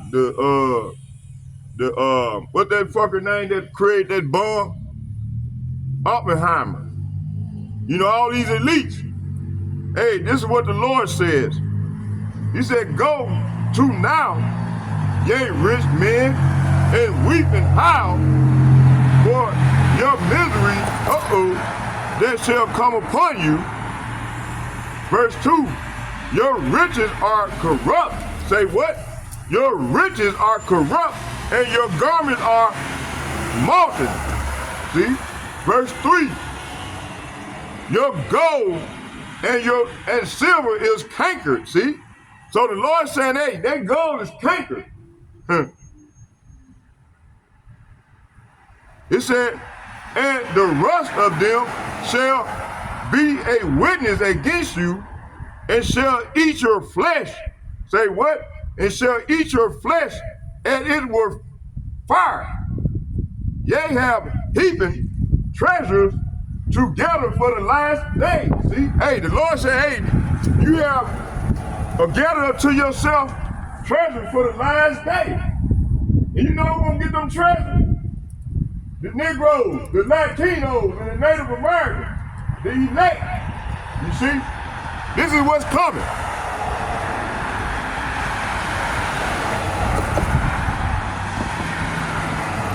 Verse 4, behold, the fire of the laborers who have reaped down your fields, which is of you kept back by fraud, crieth, and the cries of them which have reaped are enter into the ears of Lord of the Sabaoth, as Lord of armies. You see? Verse 5, it said, ye have lived in pleasure on the earth, and being 1 ton, ye have nourished, say what? Ye have nourished your hearts as in the day of slaughter. See? Hey, this is what's coming. So, hey, all you elites, get ready. Y'all gonna go try to hide in the bunkers. Hey, the hope elect men and women, the hope elect men of the Lord, hey, we gonna come down there.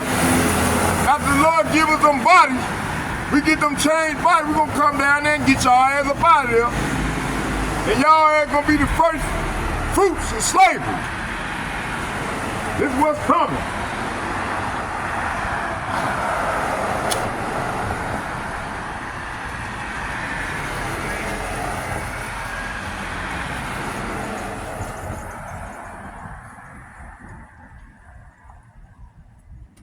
Okay. So James chapter 5 verse 1 is saying, look here, you rich people, say what? You rich people, weep, say what? Weep and groan with anguish because of all the terrible troubles ahead of you. See, hey, the Lord said all the trouble ahead of you is coming. You see? Your wealth, say what? Your wealth is rotting away, and your fine clothes are molten rags. Verse 3, your gold, say what? Your gold, say what? Your gold, silver have become worthless. The very wealth you were counting on will eat you away. Your flesh will eat away your flesh like fire. This treasure you have accumulated will stand as evidence, say what? As evidence against you on the day of judgment. See, hey, this is what's coming. You see? Verse 4. For listen, say what? For listen here, the cries of the field workers, and they crying out. Man, I had people, man, get on, they bugging out now. If you ain't got this word in your life, man, your ass gonna be bugged out. Hey, start with the elder apostles and like-minded men on down. We being accompanied by the word. Cause we already know what's going down, you see? Let's get it, let's keep it moving. It said, your gold and silver have become worthless. The very wealth you were counting on will eat away your flesh like fire. This treasure, say what? This treasure you have accumulated will stand as evidence against you on the day of judgment. See? Hey, this is what coming. For listen, verse 4, for listen here, the cries of the field workers whom you have cheated on their pay. Say what? You have cheated on their pay. The wages you have held back cry out against you. You see? The cries of those who harvest your field have reached the ears of the Lord of heaven's army. See? Okay? Only people crying out, man, the real men of the Lord. You know, we getting out here on these front lines, man, prophesying against this man, this devil. Like a lot of our people ain't got no nuts. They scared to come out here and get it in for the Lord. You see? We ain't scared. Verse 5, you have spent your Salafi, you have spent your years, say what? You have spent your years on the earth in luxury, satisfying your every desire. You have eaten yourself for the day of slaughter. See, this is what's coming. Okay, let's go here to, we got them already.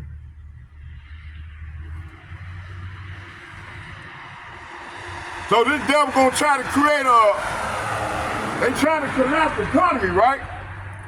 So they gonna come with a digital economy, a digital, they finna come with that Karagma, which is that chip. Let's go there. Let's get it.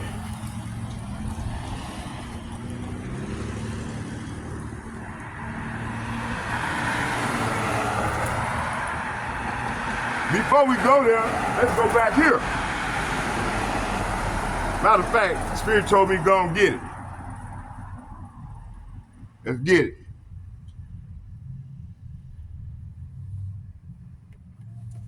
Y'all bear with me.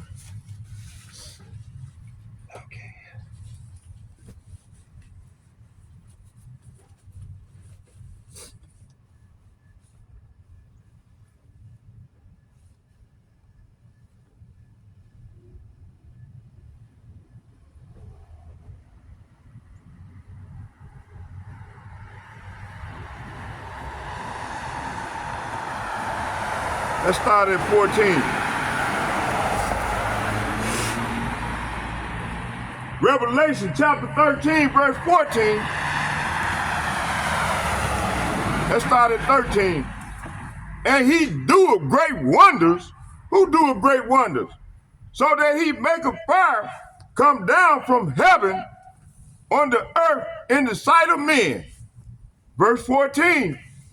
And deceiveth them that dwell on the earth by the means of those miracles which he had power to do in the sight of the beast, saying to them that dwell on the earth that they should make an image to the beast which had the wound by a sword and did live. Hey, this is referencing the Roman Empire. We living in the revised Roman Empire, which is America. Okay? And that's how they lived. They were the Greeks. And then they was Roman, they became the Greeks. And then they became revived.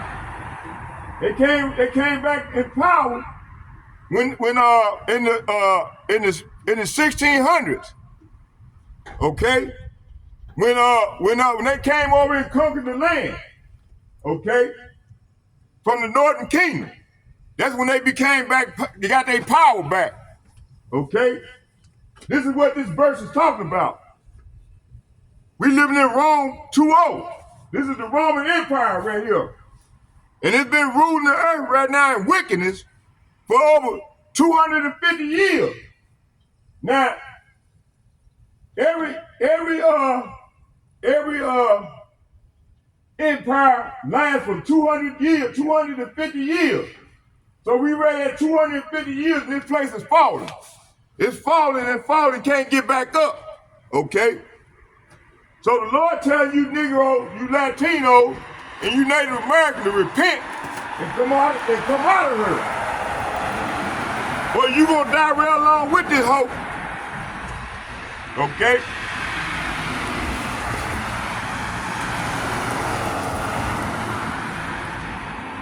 So, Revelation chapter 13, verse 14. And oh yeah, that fire that he made fire come down to from heaven within Hiroshima and Nagasaki. So you think them Asians, you don't think they gunning for this place, man. They're part of the BRIC nation. They should go shoot them arrows at this place, man. Okay? And thanks to your boy Joe Biden, you got these sleeper cells that's here. He let all them Moab over here. You see? The Lord said, is there any more wisdom in Tema? Let's get that. Let's go there real quick.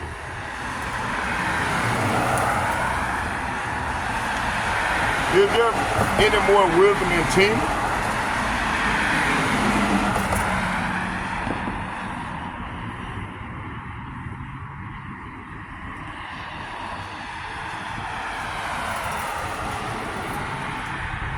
Is there no more wisdom in Tema?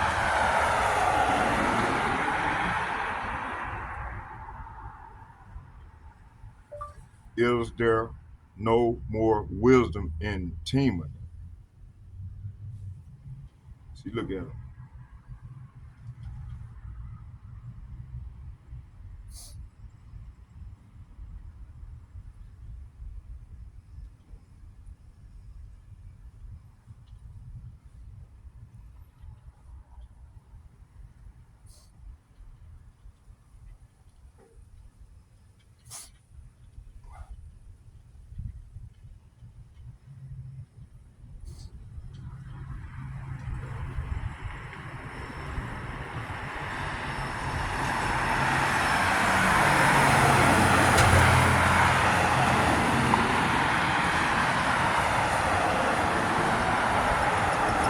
Jeremiah chapter 49, verse.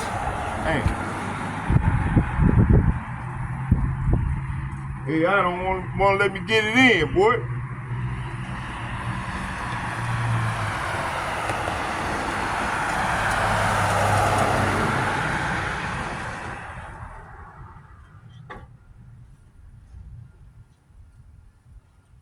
Jeremiah chapter 49, verse 7, and it reads,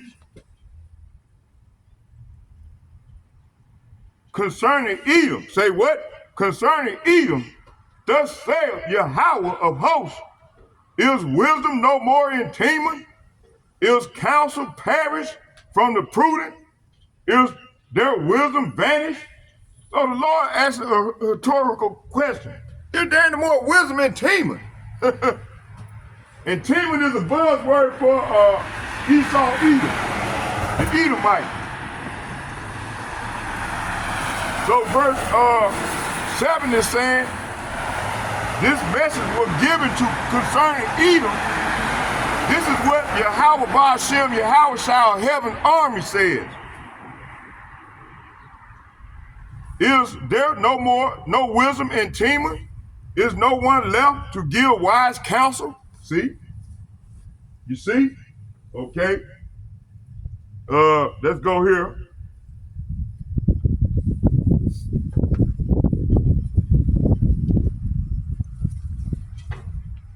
Yeah, the Spirit want me to go right here. So we're going to get these. So this devil create He finna create a vast military economic power where he gonna get all you Negroes, Latinos, and Native Americans and chip y'all up. Cause a lot of y'all gonna go for it. You see, they gonna go for it. They gonna go for it.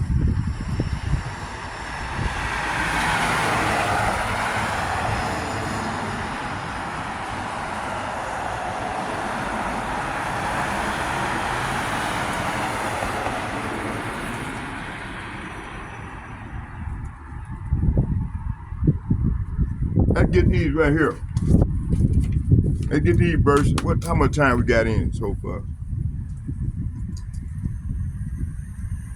Yeah, I'm gonna get these right here, and then we're gonna shut it down. Now I'll do the rest in the house.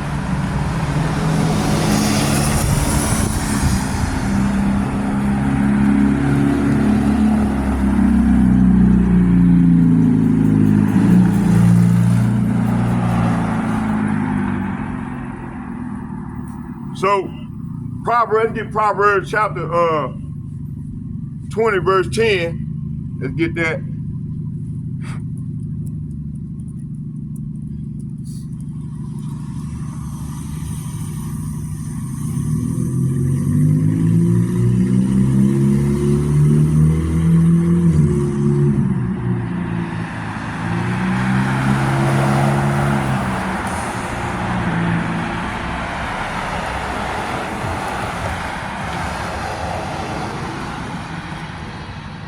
Proverbs chapter 20, verse 10. And it reads,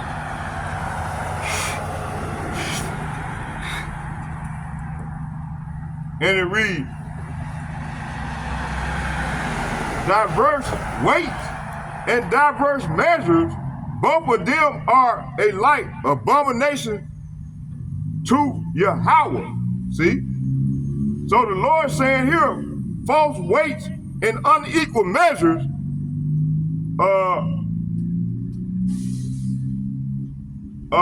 measures, Yahweh Ba'ashem, Yahushua detest double standards. Say what? Yahweh Ba'ashem, Yahushua detest double standards. And every kind, see? And this is what this man come with, man. This man come with double standards, okay? You got a set of rules for one people, and then you got a different set of rules for another people, okay? And this all they've been serving us with, double standards, okay? A different set of rules. So everything is coming to the head right now. The Lord is exposing these devils. Proverbs chapter 21, verse 5.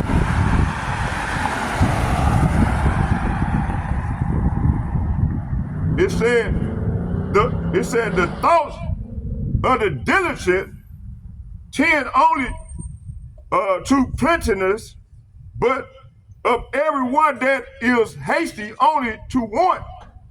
So right here, verse 5 is saying, Proverbs chapter 21, verse 5 is saying, good planning and hard work leads to prosperity, but hasty shortcuts, say what? Hasty shortcuts.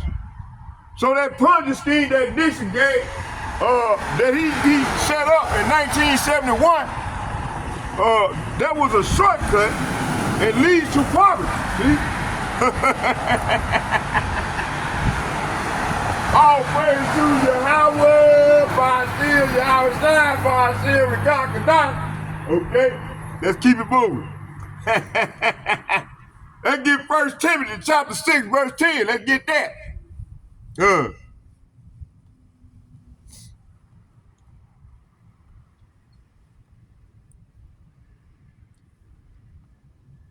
Okay.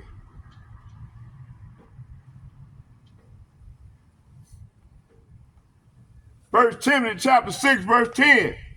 For the love of money, say what? For the love of money is the root of all evil. Say what?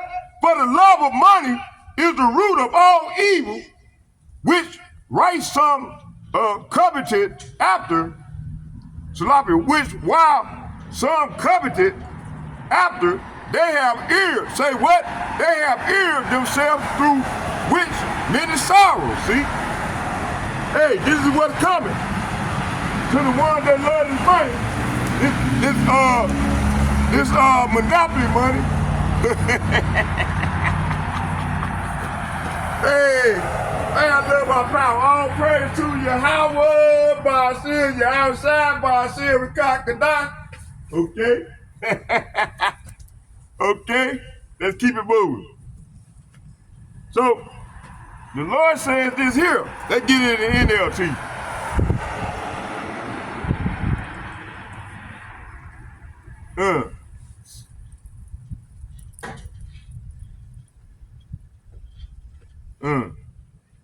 What was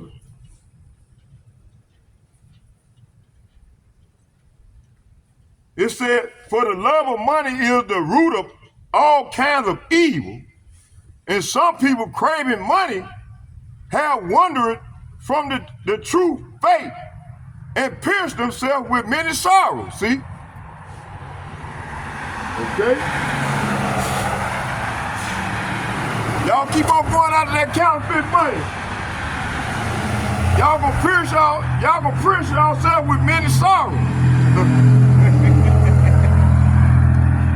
Let's get Luke chapter 12, verse 15. Let's get that.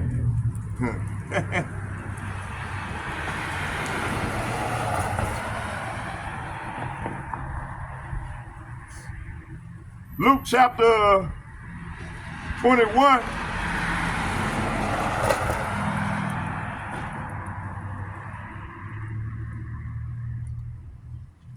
Luke chapter 21, verse 12.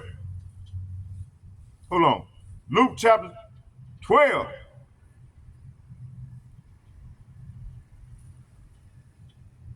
Luke chapter 12, verse 15. And it reads, and he said unto them, take heed and beware of covetousness, for a man's life consisteth not in the abundance of the things which he possesseth. So this is saying, then he said, beware, guard against every kind of greed. Life is not measured by how much you own, okay? Let's get Genesis. Let's go to Genesis.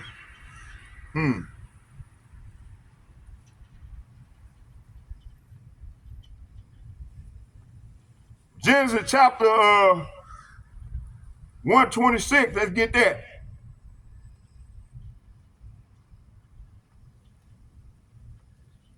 Genesis chapter 1, verse 26. And it reads, and Yahweh, Bahashem, Yahweh said, let us make man in our image, after our likeness, and let them have dominion over the fish and the sea, and over the fowl of the air, and over the cattle, and over all the earth, and over every creeping thing that creepeth upon the earth. Verse 27. So Yahweh, Bahashem Yahweh, created man in his own image, in the image of power, created he them, him, and female created he them. Okay? Verse 28. And Yahweh, Bahashem Yahweh, blessed them, and Yahweh, Bahashem Yahweh said unto them, be fruitful and multiply and replenish the earth and subdue it and have dominion over it, the fish of the in the air, and over every kind of living thing that are moving upon the earth. Verse,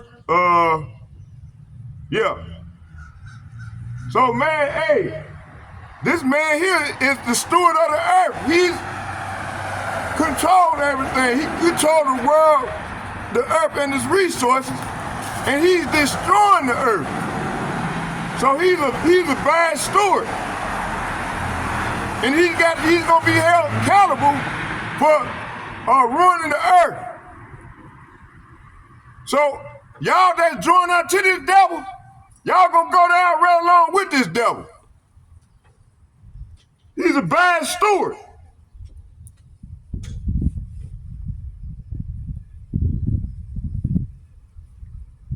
Okay, let's get Malachi chapter 3, verse 10.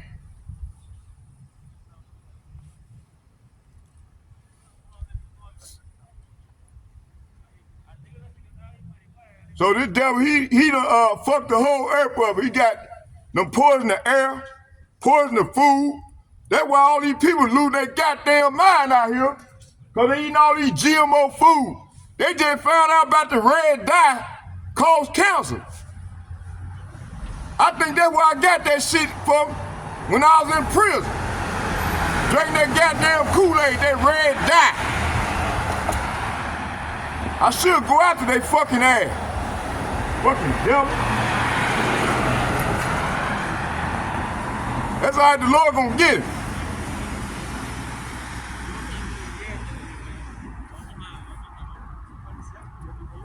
Let's get Malachi chapter 3.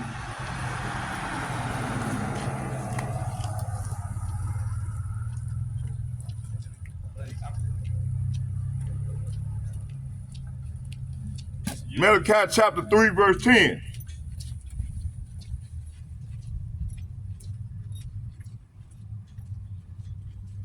And it reads, bring ye all the tithes into the storehouse, that there may be meat in my house, and prove me. Now hear it, saith Yahweh of hosts, if thou wilt not open you the window of heaven and pour you out a blessing, that there shall not be room enough to receive it. Hey, this is what the Lord going to do for his people. Okay? His holy elect. So verse 10 is saying, bring all the tithes. Say what? Bring all the tithes into the storehouse of Yahweh, so there will be enough food in my temple. If enough food in my temple, if you do, said the Lord of heaven's army, I will open the windows of heaven for you, and I will pour out a blessing. Say what? I will pour out a blessing. Say what? So the Lord gonna pour out a blessing to his holy elect, men that's out here getting it in for him, right? See, we gonna get them blessings. We gonna get them new bodies, and then we're gonna become hunters. We gonna hunt the wicked. We gonna hunt the wicked, and they're going head on in captivity. This what's coming.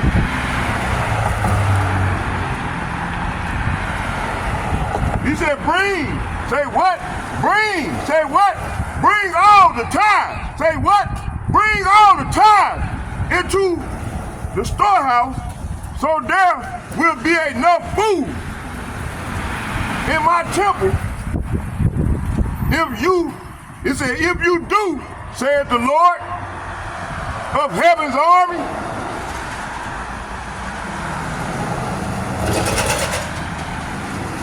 I will open the windows of heaven for you, and I will pour out a blessing. Say what? I will pour out a blessing, out of a blessing so great. Say what? So great. You won't have enough room to take it in. Try it, put me to the test. Hey.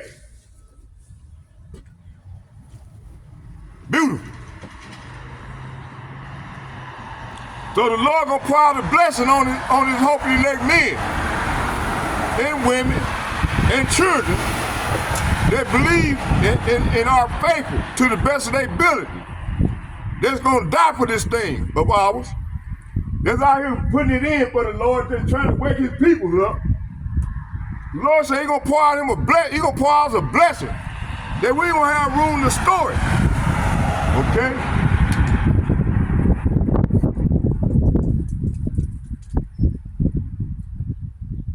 Let's get Titus chapter 1, verse 7.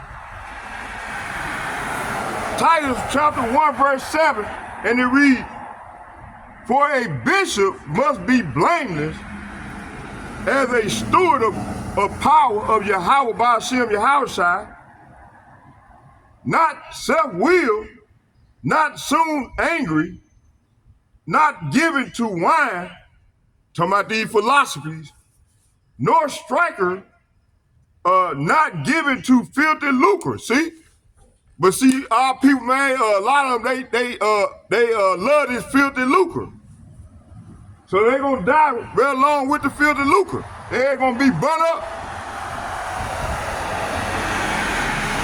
So the Lord saying here, an elder is a manager of God's household. See? So this earth is Yahweh Ba'ashem Yahushai household.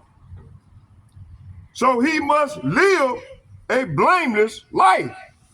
So how you live a blameless life? By coming to this word and trying to keep these laws, statutes, and commandments to the best of your ability, knowing we can't keep them, and we can't live off the commandment code. Right now we under grace, but we gotta try to keep the laws, statutes, and commandments to the best of our ability. Knowing we in these bodies, these imperfect bodies, but we got to try.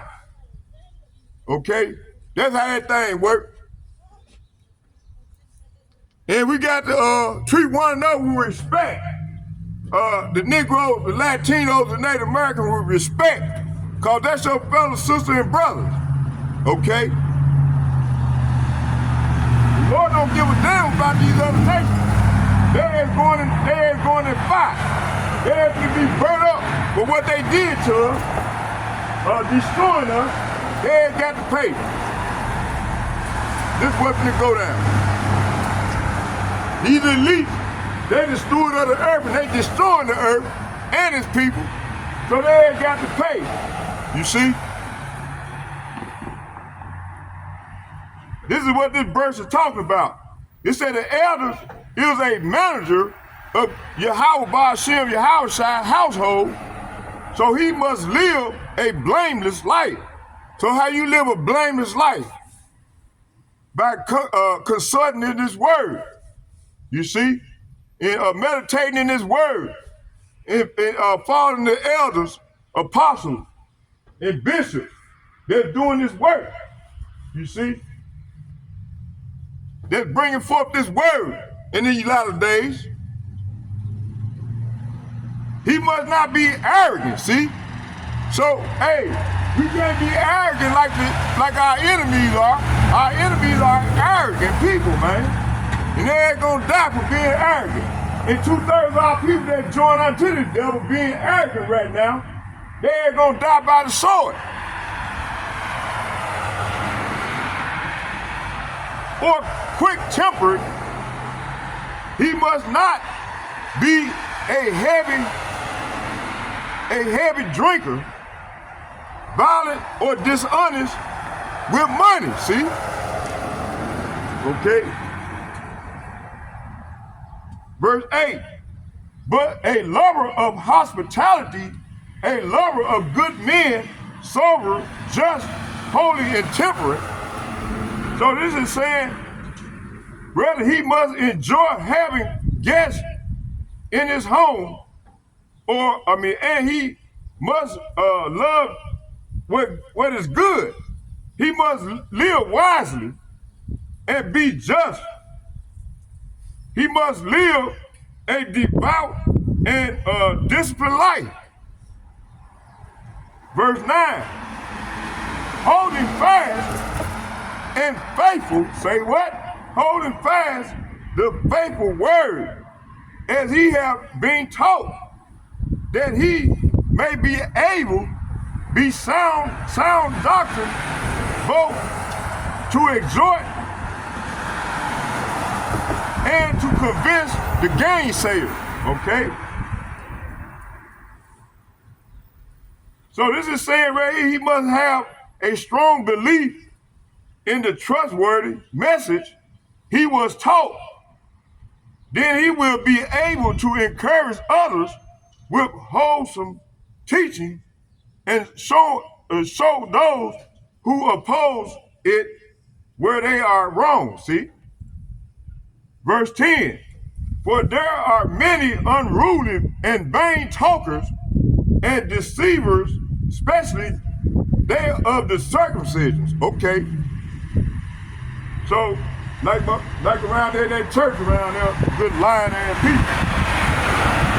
So verse 10 is saying, for there are many rebels, Salafi, for there are many rebellious people who encourage useless talk and deceive others. This is especially true of those who insist on circumcision for salvation. Okay? Let's get this last one. We're gonna close. Oh, that's it. Yeah, that's it. Let's go and close with a prayer. I hope you all was edified. Old man hand got cold. Tomorrow, if it's the Lord's will, we're gonna come out and do the part 2 of the lesson and bring out some more precept.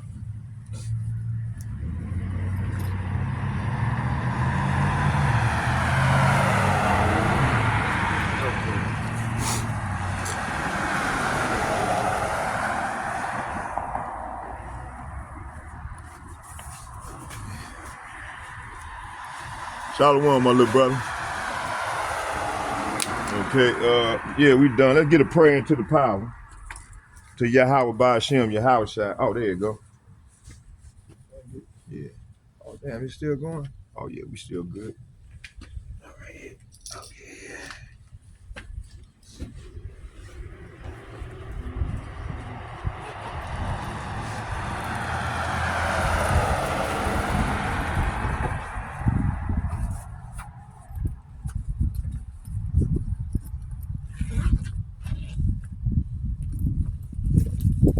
Oh, shit.